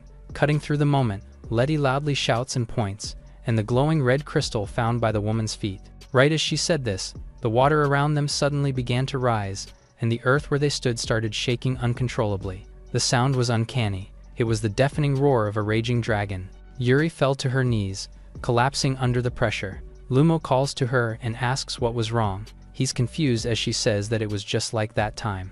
When she failed the water calling rite, she aimed to sacrifice herself in the pyramid to atone. However, when she clearly heard the voice of the dragon inside and felt its suffocating presence, even from outside, she was struck with terror. As such, she ran. The priestess had steeled herself for what was to come, but fear shattered her resolve and she fled to save her own skin. The slave traders came for her soon after, which is when they met each other. They're stunned by her confession. She found herself worthless, as someone who can neither complete the rite nor offer herself. This is the real reason why she branded herself as a sinner. Her body shook with tears of shame. Just then, enormous talons shot up from the ground, breaking the first statue. The force nearly sends the others flying, and the Rahal tribesmen spot something in the air. Shattered into pieces was the shrine maiden's statue, and in the middle of it was the red magic crystal. Deeming the woman unfit to bear the name of the priestess, the dragon's claws reached up to take the ball for himself. With the newfound power in his hands, he will now awaken from the seal. The entire pyramid explodes, and the humans are barely saved with the miner's barrier power. While Alan stood his ground, protecting his companions, they looked at the sky in horror and disbelief. The dragon that devours despair has been resurrected into the world. It was an immense monster that covered the skies, one that humankind had no chance of defeating. According to the world's law, it's true that humans cannot defeat dragons. However, there are certain exceptions that break those laws, including the shovel in Alan's hands. The dragon scoffed at the foolish human, who dared to challenge him with a mere shovel. A bright light gathered above its head. It's the same scorching breath that turned the once lush greenery into a desert. Realizing just how powerful the attack aimed at them was, they realized that the entire region would be wiped out if it actually hit the ground. As terror began to take over Yuri's body, Alice suddenly opened a large gate to the unknown. The immortal king intended to swallow the fire breath and send it to another dimension. With that, its power shouldn't matter against her. Finding them pitifully clever, the dragon hit her gates with a spell that dismantled it in an instant. Alice is shocked, but Alan knows right away that it's magic erasure. They're told not to resist, as all humanity had been doomed the moment the priestess sealed him. Now, all they have to do is atone for her sin with their lives. Yuri was at the edge of her sanity, when Letty's voice then cut through the chaos, insisting that the maiden was no sinner. Her daring but resolute remark stuns the others, even the dragon. To the princess, she's a true hero who risked her life to save the nation. Now, her successor faced her fear head-on to do the same, and there is no one more worthy of bearing the title of the Water Priestess.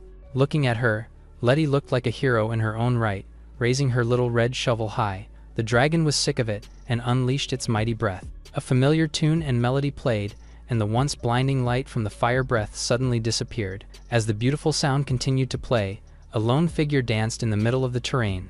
It was Yuri, moving gracefully as she performed the water-calling ritual, the secret dance of the mist. Through her hard work, she was able to devour the dragon's flames with her own colossal water magic. Proceeding, she quietly thanks the nation's princess for helping her find her identity. She is Yuri, water priestess of the Rahal tribe, who is destined to block all the disasters caused by the dragon of despair. The monster glared at her with hatred. Believing that it's all just human magic in the end, it moves to attack again, now with another magic erasure roar like before.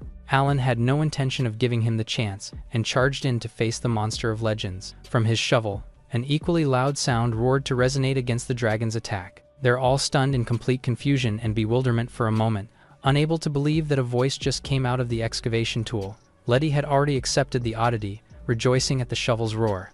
Alan says it matched the wavelength of the dragon's to completely neutralize its erasure. While it seemed like an impossible feat, Yuri's cleansing water ball was indeed intact. The princess seems like she's made a logical connection to explain the phenomenon, but she goes on about how a miner digs, and how dig and roar only differ by just one character. Naturally, a single letter won't matter much to a miner of Alan's caliber.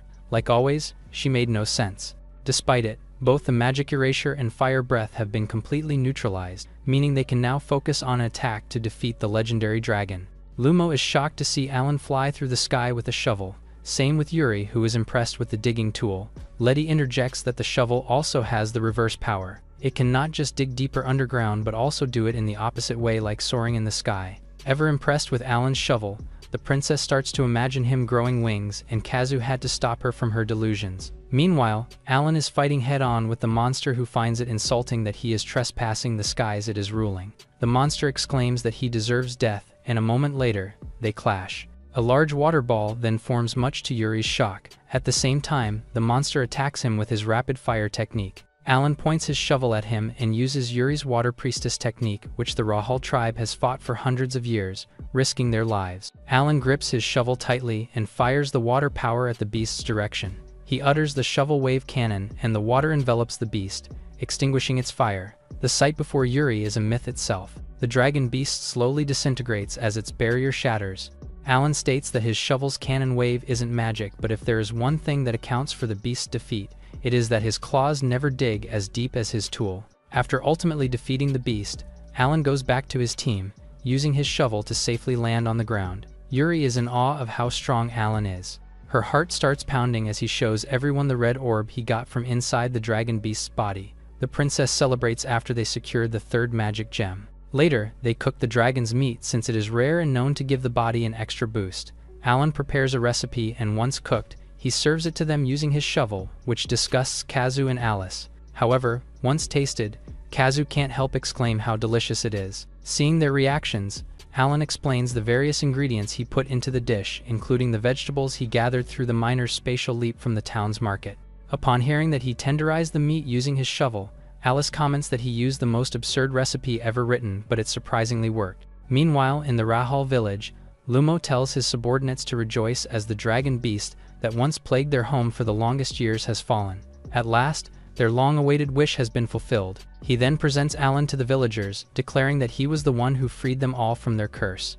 The villagers celebrate his presence, admiring that the horrifying dragon beast was slain with only using a shovel. They also discovered that the chieftain was once possessed by the evil dragon, and that the water summoning rite never failed. They apologize to the water priestess for having doubted her. Yuri smiles and tells them to credit all the hard work to Alan, since as the water priestess, she still lacks the ability to fully serve her people. She also mentions having witnessed a true miracle while traveling with Alan and his powerful shovel. While this is all happening, they notice that the princess has gone missing. As the villagers praise the heroes who saved their land, the team hears a weird chanting near them. When they look at the direction of the strange chanting, they see the princess worshipping the shovel and leading the villagers in doing so. She confidently states that it is only right, since the people of the village were saved because of the power of the shovel. They all also chant Alan's name, who seems unamused at what's happening.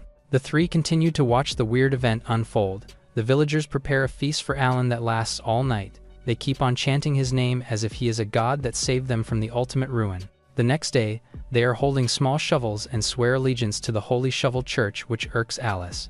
Everyone is oddly carrying shovels, and they even build a statue of Alan. Kazu is also weirded out by the moment, since everyone now is suddenly a follower of Alan and his shovel. The princess then presents Yuri to them as the official first Holy Shovel Priestess of the church. Yuri looks at Alan and tells him that she will stay at the village to remain as the temple's priestess, but she wishes him safe travels. Alan thanks her for this. As they leave the village, the avid supporters of the miner continue to chant his name. Seeing her success, the princess aims to convert more lands and villages to worship Alan and his shovel. Kazu reminds her that their goal is to collect the gems and save their kingdom. Kazu is shaking from the cold. She expresses that even with her winter gear on, the cold is unnatural. Meanwhile, Alan is busy using his miner radar, but they have to keep moving. He can tell that the next magic orb is located at the village tower atop the world's highest peak. She watches as the man continues to tread through the cold, deep snows. He replies that since he is a miner, he is used to different harsh weather conditions. Kazu insists that this is hardly an explanation, while the princess is impressed yet again by how capable the miner is. Later, they finally reach the ice kingdom of Silesia. The Absolute Zero Kingdom is surrounded by the Volapedal Mountains. It is a secluded nation where temperatures remain below freezing year-round. It is said to be founded by Lady Lily, who was the great ice sage. She was known to produce an incredible feat to form a nation in that harsh land. Letty is excited to enter Silesia and find out information on the magic orbs and the Black Iron Tower, but upon just arriving at the kingdom, they can see villagers frozen in place. At first, they thought them to be just sculptures, but they realize that they are far too real looking and all over the capital. Alice points out that they are all under the ice coffin spell, which instantly freezes living beings. She can sense that blizzard snow is getting out of control and that the ground is turning into snowy chaos resulted by mana snow. With this, they decide to trace the source of the snowy mana, impressed by Alice's deduction skill. However, they express worry that they all would be frozen solid if they also stay in the danger zone. Alice assures them that's not the case since it should have happened already. For some reason, they're not affected by the mana snow. They finally reach the source of the ice coffin mana and find a large block of ice in which a girl is trapped inside. Looking closely at the frozen statues, it seems like they were trying to flee from the plaza. Kazu wonders if this means that the girl froze all of Silesia. Based on her stance, it's as if she was in the middle of a battle since her outfit is scorched and torn too. They wonder who she really is and if she was the villain in this picture. With this, they decide to wake her up and ask what really happened. Kazu warns against the decision, saying that the girl could be a powerful witch, while Alice's worry is how Alan would melt the ice enveloping the girl. As they shift their gaze back again to the frozen girl, she is already thawed in an instant. He tells them that he simply applied high heat on the tip of the shovel, and thus he managed to melt the ice. The girl, now freed from the ice, slowly opens her eyes. She then raises her wand against the group. Kazu immediately springs into action and protects the princess. Suddenly, the girl experiences a sharp pain in her head. Disoriented, she looks around and asks where she is. She doesn't even know her identity and seems like she has amnesia. This may be the side effect of being frozen for too long. Hearing this, Alan offers to dig up her lost memories. He then orders his shovel to dig, and with the magic word, something comes out from a portal-like dimension containing the girl's lost memories. He mentions that all memories reside in the lowest layer of the astral plane, and that he simply reached out for a copy of her lost memories inside. Kazu and Alice are also both disoriented and totally lost in what his shovel can do. The girl finally comes to and remembers her name as Lily. The group is shocked since she shares the same name as the founder of the town of Silesia. Kazu wonders who she really could be since it's impossible for the Ice Sage to be alive in the present. However, Lily explains that by mastering magic, it is possible to pause one's lifespan and conserve life. She has been researching that kind of magic and now knows that it is possible. She then reveals that she is the Ice Sage, Lily, and the founder of the Ice Kingdom. They are all in shock at this revelation since she looks like she is in her teens. Letty then comments that it must be the reason why she can withstand the cold even in her shredded outfit. The Ice Mage looks at her clothes and realizes that she is almost bare. She then shifts her gaze at Alan and almost immediately blushes out of embarrassment.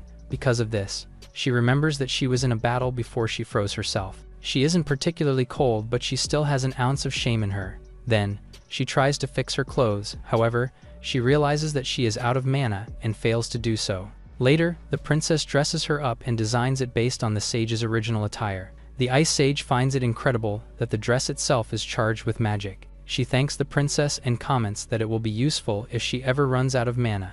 After she is dressed, they finally ask her why she and the kingdom were frozen. She explains that Ray, a mage who dabbled in the forbidden arts. He was the court mage of the Silesia Palace, but greed consumed him when he obtained power more than he could ever imagine.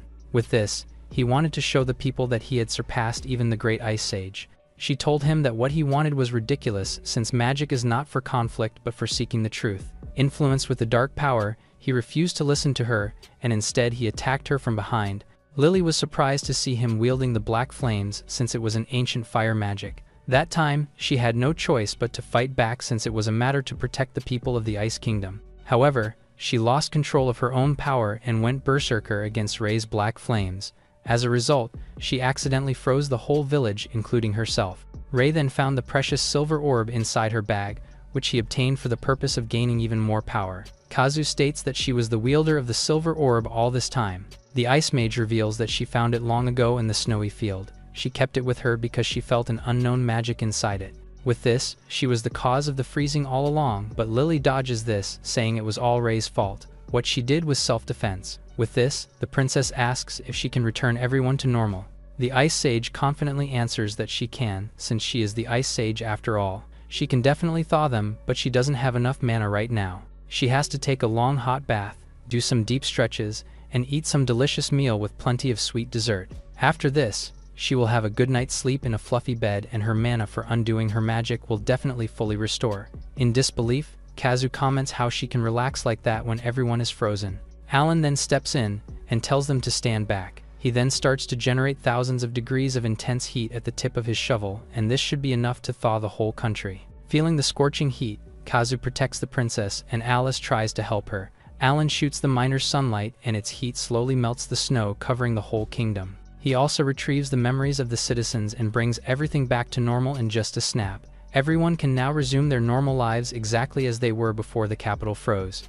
Lily was so amazed with the display of incredible magic. Alan reiterates once again that what he did is no magic and he is just a miner. After a long day, Lily finally manages to do her long-awaited relaxation. She takes a long hot bath, eats delicious food, and sleeps in a fluffy bed. The next morning, her mana is fully restored, and she immediately goes back to her duties as the protector of the Ice Kingdom. The citizens immediately greet her, and from what she can see, the ice coffin spell was completely thawed out. It felt for her as if it was just a dream yesterday, so she is still in disbelief to see the kingdom back to normal. The others point out that she is completely in escapism mode, and she must accept the situation and believe what happened. Looking at her people, she is grateful that it seems like she can continue her daily life without the people knowing the battle that happened between her and the mage happened. Impressed, Lily tells Alan that she has never seen a magic system that uses a shovel to thaw the ice. He dismisses this as if not a big deal, stating that a shovel after all is used for clearing snow. The princess seconds this, saying that the shovel isn't magic, and it's the truth of the world. Lily also chimes in, and in an attempt to summarize what happened, she assumes that Alan is a disenchanter since he can break enchantments and curses. Meanwhile, Alice and Kazu can only look at the three and listen to their chaotic conversation. Kazu then turns to Lily and asks how Ray managed to learn the ancient magic. However, the ice mage doesn't have any idea at all. Kazu is quite disappointed to hear this since she expected her to be knowledgeable since she is a great mage. Alice agrees, saying that her mana is full, but her dignity is at 0. Lily suggests that they should hunt Ray and ask the questions to the man who committed the crime. With her mana now fully restored, she uses her power to track the location of her greatest enemy. She summons a crystal ball, and using it she searches for where Ray might be dwelling.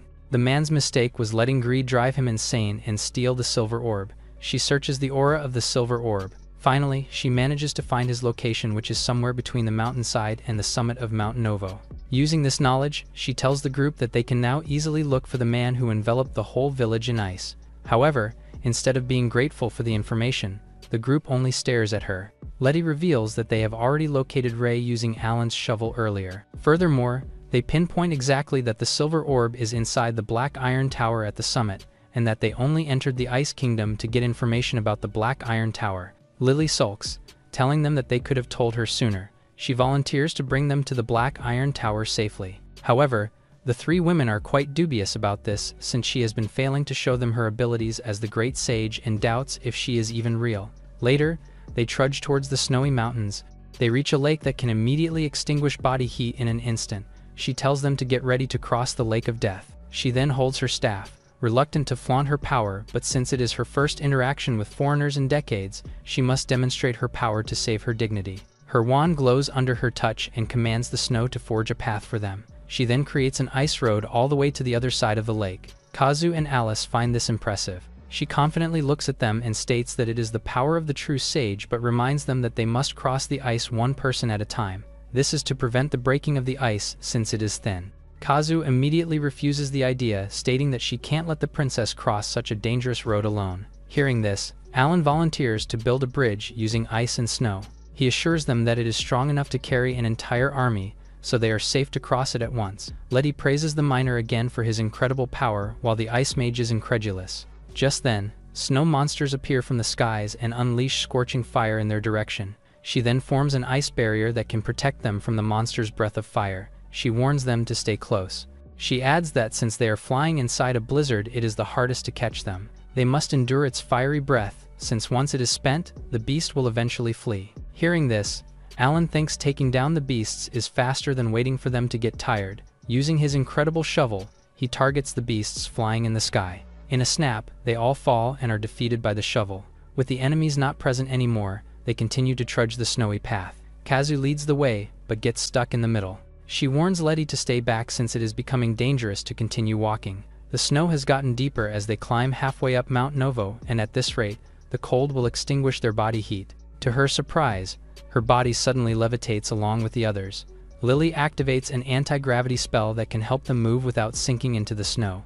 The girls thank her for her help and praise her power. Lily notices that Alan is staring at something from a distance. He can hear a strange, faint sound. To their surprise, he leaps and flies using his shovel. With enough height, he then observes where the sound is coming from. He remembers the exact sound back in the deepest layer of the abyss before, and there is no doubt that this is a sign of collapse. He calmly informs them that an avalanche is about to hit them in 10 seconds. The group did not have the chance to process what he meant when a wall of snow starts to envelop them. If they do not do anything, it is sure that they will be buried under the snow. With this, Lily creates an ice lodge and tells everyone to stay calm. She tells them that resisting an avalanche is dangerous and the safest thing to do is to take shelter in the snow itself. Kazu looks at the snow hut and doubts what it can do to save them. Nonetheless, they all take shelter inside. While she is anxious about their safety, the two other girls are thrilled to see a snow hut for the first time. Seeing Alan staying outside, she urges him to get inside quickly. While keeping his back to her, the man acknowledges that she is right. It is not smart to fight back the avalanche, and in this case, they must use the snow. He then digs his shovel into the ground. The impact creates a large explosion, and he uses the avalanche itself to build a much better and sturdier lodge. Since Kazu and Letty's body temperature are both dropping, he decides to take a full rest first at the inn and then discuss the Iron Tower and the Silver Orb situation tomorrow. Meanwhile, Lily is stunned. Everything that happened flashes back to her. The ice hut, the ice road, and the ice field. It turns out that everything she did, Alan found a way to make it better for everyone. Tears form in her eyes, overwhelmed by the realization that a great sage like her is no match against a mere gem miner. That night, Kazu observes the changing harsh weather conditions outside the inn. From the looks of it, Alan made the right decision to rest for the night for the safety of everyone. Alan then appears and offers her tea he brewed from the leaves that he got from another town. It can help her rest before bed. Meanwhile, the princess and Alice are making a mess in the living room. As the two are being chaotic in the background, Kazu notices that Lily is not around. Alan replies that the ice mage went to her room early, tired from casting so many spells to support them. He then tells her that there is enough room for everyone so she can pick whichever room she likes. With this, she retires early and bids goodnight to the princess. She walks to the hallway and hears strange noise coming from Lily's room. She tries to call for her and asks if she is okay, offering her tea as well to help her sleep. When she gets no answer, she slowly opens the door and finds her engrossed in her books. Finally, Lily notices her and explains that she is trying to uncover Alan's secret, and that is why she is surrounded by books. Kazu is confused to hear this. Lily expresses that when she saw the miner thaw by sunlight, she judged him to be a master curse breaker, but that fact alone could not explain how he can build a lodge out of an avalanche. She has never seen magic that blends transmutation, creation, and gravity like his. That is why she is so invested in uncovering his secrets. Kazu tries to discourage her from doing so since it is not magic to begin with. It is simply a superhuman feat and his incredible shovel. She remembers what the princess uttered before, that if humanity ever tries to comprehend it fully, they will be doomed. With a serious tone, Lily asks if Kazu wants to get as strong as Alan. The knight remembers the miner's words to her before, that she needs to learn to uncover her own strength and that now is her best chance to grow. Lily points out to her that magic stems from the 4 great elements. Her master taught her the laws of all creation, and yet it is not so simple that one could use magic just like that. Her master can do various types of magic and surpass himself every day, but she could not do that. It was not about the amount of knowledge or experience but one's will to make themselves better. One must never break and doubt themselves. In addition, as a magician, keeping the fire inside her alive helps her converse with the magical spirits around her so she can form a bond with them. For Lily, it was the spirit of ice that answered her voice. Only then did her true magic take form. She reiterates that a sage is not someone who knows everything but someone who continues to cultivate her knowledge. They often observe, analyze, and discover when confronted with the unknown. As a sage, she must have insatiable curiosity, and she is resolved to uncover the mystery of the shovel. If Kazu wants, she will share the knowledge that she will discover with her who is in pursuit of strength. The knight contemplates for a while and remembers all the scenes where the mage activated magic for them. If one would not compare it to Alan's ridiculous power, Lily's ice magic was all truly astonishing. If they analyze and understand the secret of Alan's shovel, they can use it to improve their own power and help them get stronger. She watches Lily be satisfied with herself by just thinking of uncovering the truth behind Alan's mystery. She then smiles at the ice mage, promising that she will share everything she knows, volunteering to assist her in her research of the mysterious shovel. The sage smiles at her, and this is the start of their partnership. Lily reminds her that research takes time, so they should not be in a rush. They should rest and prepare for tomorrow's battle. The two bid goodbye to each other. Just then, Letty appears from behind, Lily startling her. The princess admits that she overheard her conversation with Kazu that they were going to conduct research about the shovel. Letty smiles naughtily, stating that she has a better idea. The next morning, Kazu looks outside the window and is grateful that they are finally blessed with clear skies. Besides, she has also found hope for the first time. She is looking forward to learning the way of the shovel. She must understand the enemy and learn their power to make it her own. In this way, she can finally win against Alan. She prepares herself. After all, today marks her first day in her battle against the shovel. With a big smile on her face, she greets the princess a pleasant morning. However, to her surprise, Letty and Lily are both dancing to worship the shovel. Alice expresses her dismay since it looks like the sage also has fallen to the ways of the shovel. Kazu confronts the sage and asks what is happening. Lily explains that to uncover the secret of the shovel, she tried to cast magic using the tool as her medium. In short, she has replaced her wand with a shovel and has embroidered a shovel emblem on her robe. She also shows her the headband she created with the word shovel printed on it. Thrilled, she thinks that she is starting to understand the essence of the shovel now, but for Kazu it seems like she has been completely consumed by the shovel mania like Letty. Kazu curses herself for ever trusting the so-called sage even for a moment and declares that protecting the princess tainted by the cursed shovel is his sworn duty. She urges them onward and proclaims that the real challenge lies ahead at the summit. Kazu vows that no one will ever make her bow to the shovel's will. The group advances across the snow, while Kazu bristles with defiance. Deep down, Kazu still feels uneasy, but she hasn't realized yet that at the core of her conviction lies the shovel. The blizzard intensifies as sharp gusts slice across the mountain as the group struggles forward beneath the storm. Pushing on together, Letty remains calm. A towering pillar of iron pierces the blizzard, its full height disappearing into the storm above. Battling the wind below, the group arrives at the iron tower, stunned by its insane height as the peak remains hidden from sight. The miner's detector reacts to the magic gem as Alan confirms this is the place, and Lily notes that no structure like it has ever stood atop the mountain. Sensing the atmosphere, Vecna warns that it's more than dark clouds and the presence here feels outright ominous. Vecna approaches the tower surrounded by a shroud of wicked magic which points to the sorcerer hiding on the upper floors.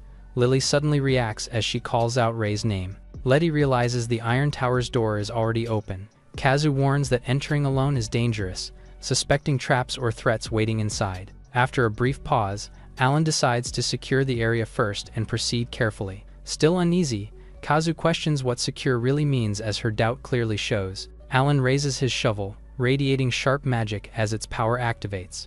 Meanwhile, Ray observes the group through an orb, revealing their location. From inside his lair, Ray mocks Lily for breaking free, finding the orb, and daring to enter with her companions. He fixes his gaze on Lily, recognizing her instantly as his interest sharpens. The mage warns that the tower's interior is riddled with countless traps, boasting that his defenses run deep. Ray boasts that conquering them may take days, but he will personally face them on the top floor if needed. He scoffs at the idea of them reaching him unharmed, declaring it outright impossible. His mocking laughter cuts off as the door suddenly opens, revealing the group standing before him. They pause in confusion, exchanging stunned looks at the unexpected turn. Ray freezes in disbelief, unable to process how they suddenly appeared before him. Panicking, Ray shouts in disbelief and demands to know why they are already on the top floor when they were just at the entrance moments ago. Lily freezes in surprise as the situation sinks in. Realization hits when they notice the surroundings, confirming this is actually the first floor of the tower.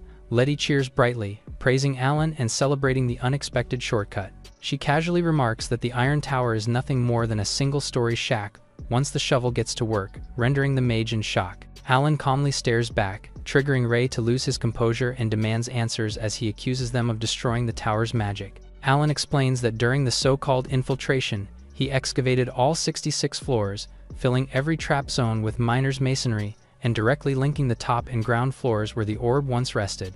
Overwhelmed, Ray panics as the explanation piles up and barely able to process how everything is already connected. He bluntly questions whether Alan's solutions are always limited to extremes. Shocked, Vecna realizes Alan used the same technique once employed in Lifton, where 7 layers of an underground labyrinth collapsed into a single path. Letty proudly declares that the shovel can do anything, The others finally grasp that this isn't just brute force, but an unbelievably adaptable spell domain. A violent vortex of dark magic suddenly opens, swallowing the space before them and radiating overwhelming malice. Lily and Letty stiffen in shock as the surge erupts. Realizing the danger too late, Kazu cries out in alarm as Lily is caught in the attack. Declaring Lily useless, Ray coldly casts her aside as he condemns her without hesitation. In an instant, Lily unleashes a devastating blast and uses Absolute Zero to block the mage's attack, halting the destruction at the last moment. Stunned, the mage realizes the black flame has been completely erased. In the settling aftermath, Lily coldly demands answers as she calls Ray. She questions how a mere court mage could wield ancient magic and reveal his true motive for stealing the silver orb.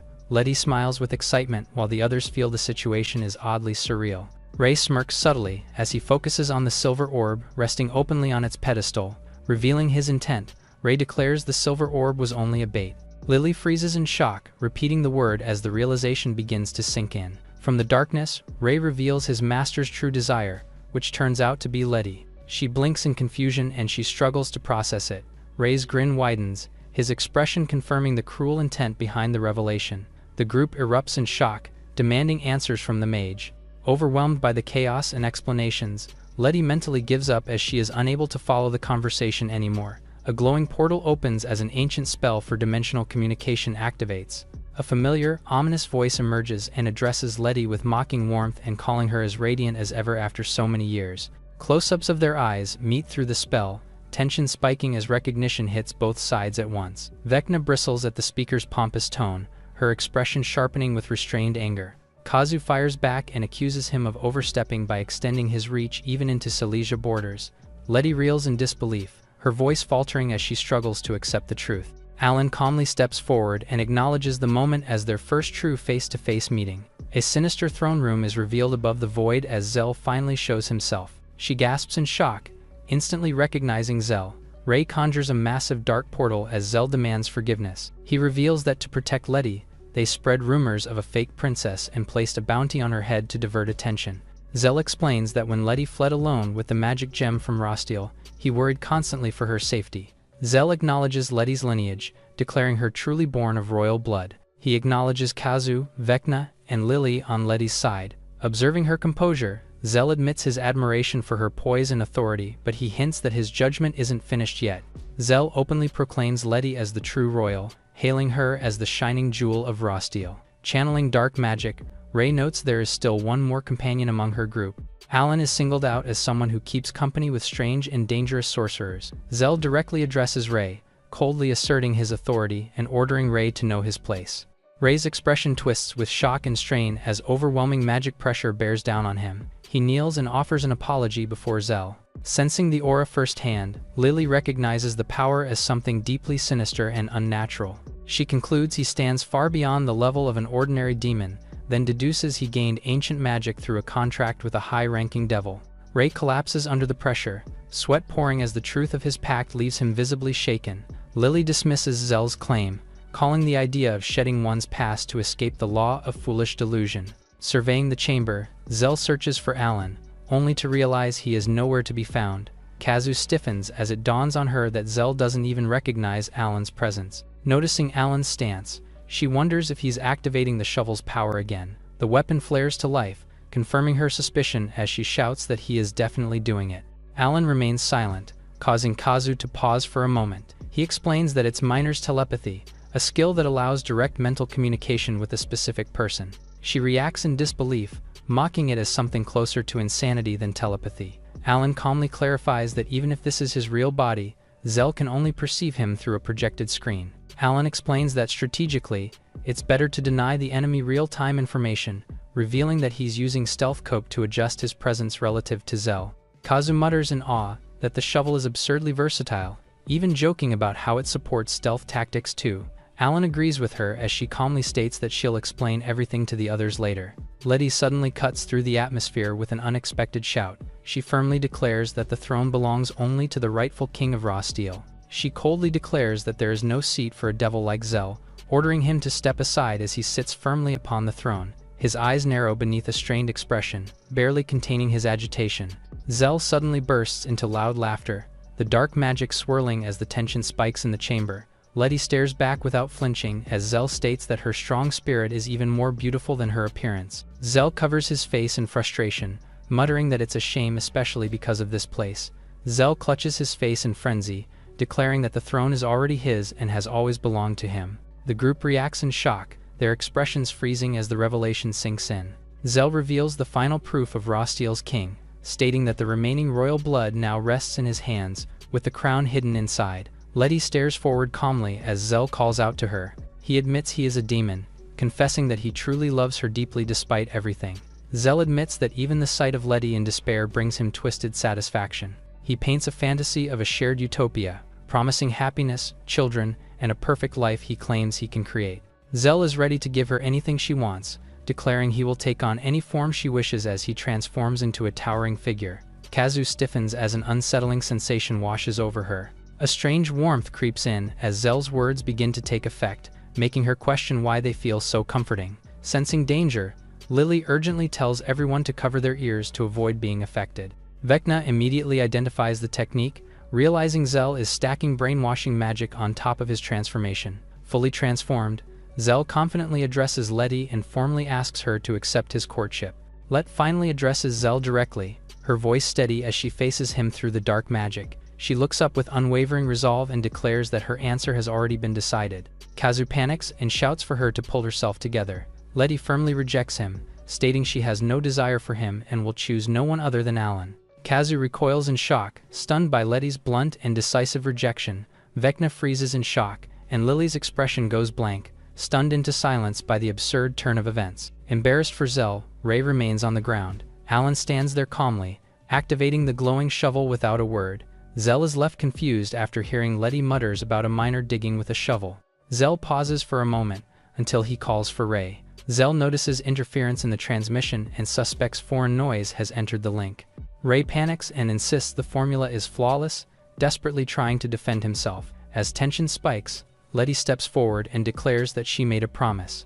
She recalls her promise to Alan, stating that doing something special with anyone else is absolutely impossible. The girls panic and shout for Letty to calm down, flustered as the situation spirals into chaos. Zell explodes in anger, accusing them of mocking the transmission as the noise worsens. Ray breaks down, insisting he had no intention of causing this interference and has no idea what's happening. Zell snaps, insisting that words are not random noises while the chaos continues as the girls try to calm her down. She raises the scoop as Letty begins to emphasize what it truly represents. She declares her vision of leading the world into a new era, calling it the ultimate truth behind the scoop. Her eyes reflect the scoop's symbol as her resolve sharpens. A radiant vision manifests, showing multiple blazing figures forming in response to her declaration. A blinding burst of pink light erupts, instantly swallowing the figures as shock ripples through the space. Kazu shouts for Letty as she's caught in the sudden phenomenon. Vecna reels in shock, staring ahead and asking what just happened. Alan steadies himself while holding the glowing shovel, while Zell turns sharply. Ray recoils in shock, instinctively shouting as the sudden surge catches him off guard. A radiant flash erupts, its brilliance overwhelming everything in front of it. Lily stares wide-eyed, beginning to grasp the nature of the phenomenon. From afar, the group watches as the strange light lingers, silhouettes frozen beneath its glow. Ray is visibly shaken, muttering in disbelief and questions what that light could possibly be. Ray suddenly senses something strange, prompting him to panic as he shouts Zell's name. The girls freeze, eyes wide and stunned by the abrupt turn of events. Zell snaps back angrily as someone shouts about his face. He pauses on the steps, visibly confused, and repeats the word as he questions what's wrong. Bringing a hand to his cheek, Zell checks himself as his expression turns uncertain. He looks back toward the group, demanding to know what's wrong with his face as distorted energy hums in the air. His irritation spikes as he shouts Ray's name, and the tension sharply escalates. His distorted voice cuts through the chamber. His words completely break down, turning into repeated scoop sounds as even his own speech becomes nonsense. The communication magic collapses into chaos, with overlapping voices and panicked shouts questioning why everything is failing. Kazu turns to Alan, demanding to know what he did this time as the situation spirals further out of control. Alan looks genuinely baffled and calmly insists that he didn't do anything at all. Lily reaches a calm conclusion as she states that the malfunction was caused by Letty. The group reacts in disbelief, questioning whether the princess herself was responsible. A silent close-up lingers as the realization sinks in. Letty stands alone with her back turned, surrounded by warped magic as the disturbance continues to spread. Lily confirms that the word scoop uttered by Letty interfered with Ray communication magic and caused the system to malfunction. Ray questions what was the light that blurred his vision. Lily explains that by repeatedly chanting scoop, Letty eroded Ray's consciousness and briefly overriding his control. That influence manifested as noise, behaving exactly like a magic formula in effect. Kazu pauses in confusion, realizing something familiar based on the description she just heard. Letty raises the shovel high, demanding Zell to witness what comes next. Within the tower, a violent reaction surges as its power is so severe it even threatens the existence of demons. She declares it a miracle unfolding in the world at this very moment. With unwavering conviction, Letty names it the Scoop Mythos. Her shining eye reflects the overwhelming force behind her proclamation. Zell stands frozen as strange, scooping sounds echo around him. He mutters in disbelief, fixating on the claim that this power threatens demons. His lips twitch as confusion overtakes his thoughts. The chant collapses into nonsense as scoop spills endlessly from his mouth. Panicking, Ray shouts that he has no idea Zell anyone is talking about. Zell continues chanting scoop, his voice distorted by the lingering magic. Ray obeys instantly, charging forward as the chant echoes uncontrollably. Watching in panic, Ray realizes one thing clearly, and that Zell is furious. As confusion spreads, he worries that Zell will blame him if this chaos isn't stopped. Sweat pouring down his face, he grimaces in terror as the situation spirals further out of control. Ray realizes the spell is being corrupted by noise, tracing it back to Letty's strange remarks. As the disturbance spreads through the tower from top to bottom, its abnormal behavior becomes impossible to ignore. He identifies a single shared cause behind everything, and that is the word scoop. Looking toward the group, Ray concludes that this nonsense must be caused by that very scoop. Nearby, Alan calmly maintains his steady position, observing the situation without reacting. Ray glares at Alan and declares him the root cause of all the chaos. Dark magic surges as Ray targets Alan directly, intent on eliminating him. Alan remains calm, focusing as he reinforces his magic barrier. Ray charges in, convinced that wiping Alan out will solve everything. Seeing the attack unfold, Lily shouts Alan's name in alarm. Alan vanishes mid-attack, slipping out of Ray's grasp in a blur of warped space. Ray freezes as panic hits, realizing his target has disappeared. Reappearing behind him, Alan catches Ray completely off guard. Alan explains that he used a space jump. As the others react in disbelief, Alan calmly confirms that even dimensions can be tampered with using a scoop. Ray grits his teeth, struggling to process what just happened. He lunges again and declares he has never seen a spell like Alan's before. Alan blocks the sudden strike with ease and states plainly that it is not magic. As Ray demands an explanation, Alan reveals it is Miner's Might, the scooping power itself. While the others shout in alarm, the fight escalates into a chaotic exchange of surprise attacks. Zell continues chanting incoherently as the corrupted power surges around him. The distorted spell expands into a chaotic vortex, with Zell screaming Letty's name while the magic spirals out of control. The dark, twisted energy abruptly snaps and begins to collapse in on itself. Lily observes that the spirit network has been cut off and confirms that Ray has already left the area. Letty innocently utters, "Scoop," once more, unknowingly stirring the power again. The throne room stands eerily empty, with no sign of the caster anywhere in sight. The group notices that even the silver orb has been left behind, catching them completely off guard. After checking carefully, they confirm there is no trace of trap magic, concluding that Ray's disappearance has left everything in disarray. Without hesitation, Letty cheerfully scoops up the silver orb, activating it with her usual casual chant. The group secures the fourth magic gem with surprising ease, remarking that the enemy must have made a serious mistake. Lily quietly wonders what Ray is doing now, her expression tense and uncertain. Meanwhile, Letty urges them to chase after Alan. The storm intensifies as purple energy surges across the frozen landscape. A massive, circular magic formation collapses inward, revealing someone standing unharmed at its center. Realizing the truth, Ray panics as his black flames prove completely ineffective, unable to inflict any damage at all. Gasping for breath, Ray stares in disbelief and irritated as he mutters about the word scoop, unable to grasp what just happened. Alan stands calmly amid the chaos, holding his shovel as if nothing unusual occurred.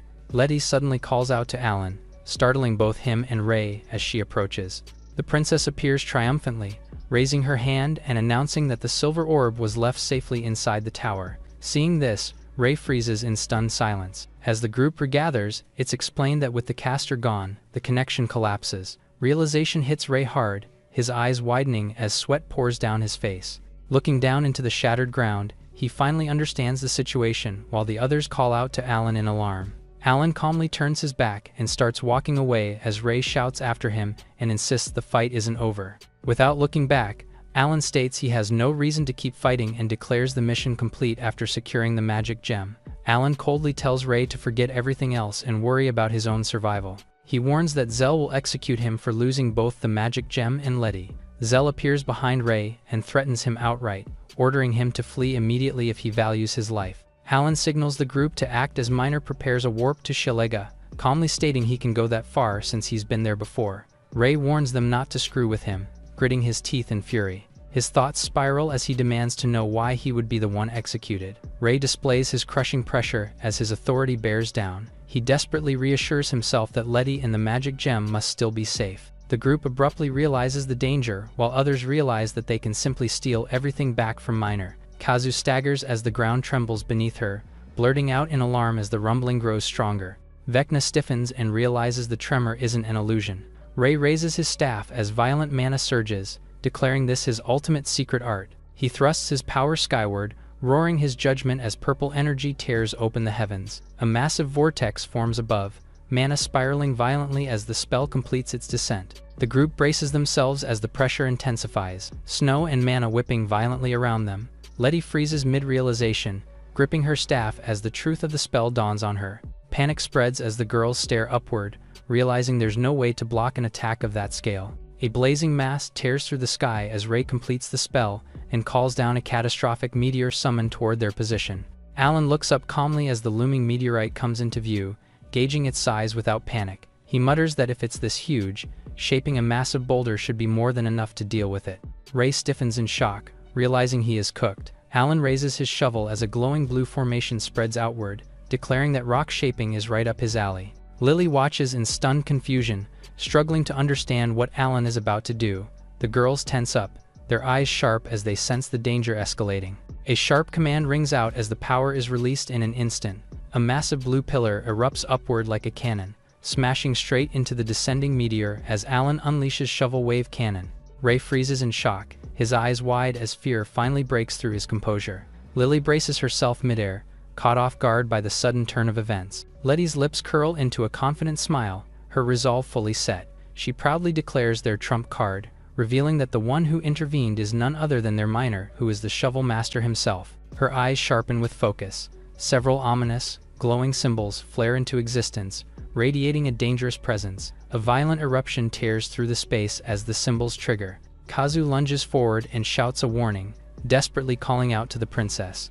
Lily snaps in shock, recognizing the attack as it unfolds once more. Panic sets in as she realizes something is terribly wrong again and demands to know what's happening this time. Massive chunks of rock crash down violently, shaking the battlefield as debris rains from above. The falling fragments glow ominously. The barrage converges toward the center.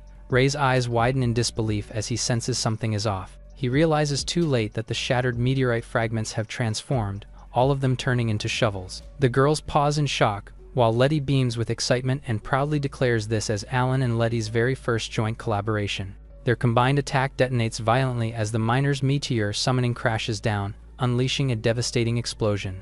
As the dust settles, the girls stare in disbelief and realize the enemy is now completely buried and reduced to a total shovel state. Kazu freezes and questions whether what she's seeing is real. The scene reflects clearly in her widened eyes, the impossible outcome unfolding right before her, and seeing Letty's conviction. The battlefield settles into an eerie haze as the aftermath of the shovel-filled devastation lingers in the air.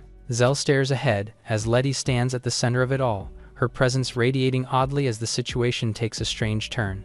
Lily realizes that when Letty utters shovel, her thoughts directly invade Ray's mind, warping his actions in an instant. She concludes that the strange noise embedded in his technique caused that influence to manifest. Letty quietly questions whether what just occurred can even be called a shovel invocation, while sensing that the phrasing sounds strangely familiar. The thought snaps into focus as she realizes it is magic. She explains that magic originates from the four elements, requiring belief without even the slightest doubt. She continues that a mage must hear the voices of the elemental spirits and form a bond where both sides stand as equals. Only through that mutual connection, she concludes, does true magic finally take shape. Everything Lily has taught her about magical law clicks into place, as Letty's absolute devotion to the shovel perfectly aligns with that theory. The realization hits cleanly, fitting the situation exactly as intended. At the center of the shattered ground, Ray lies buried deep in a crater.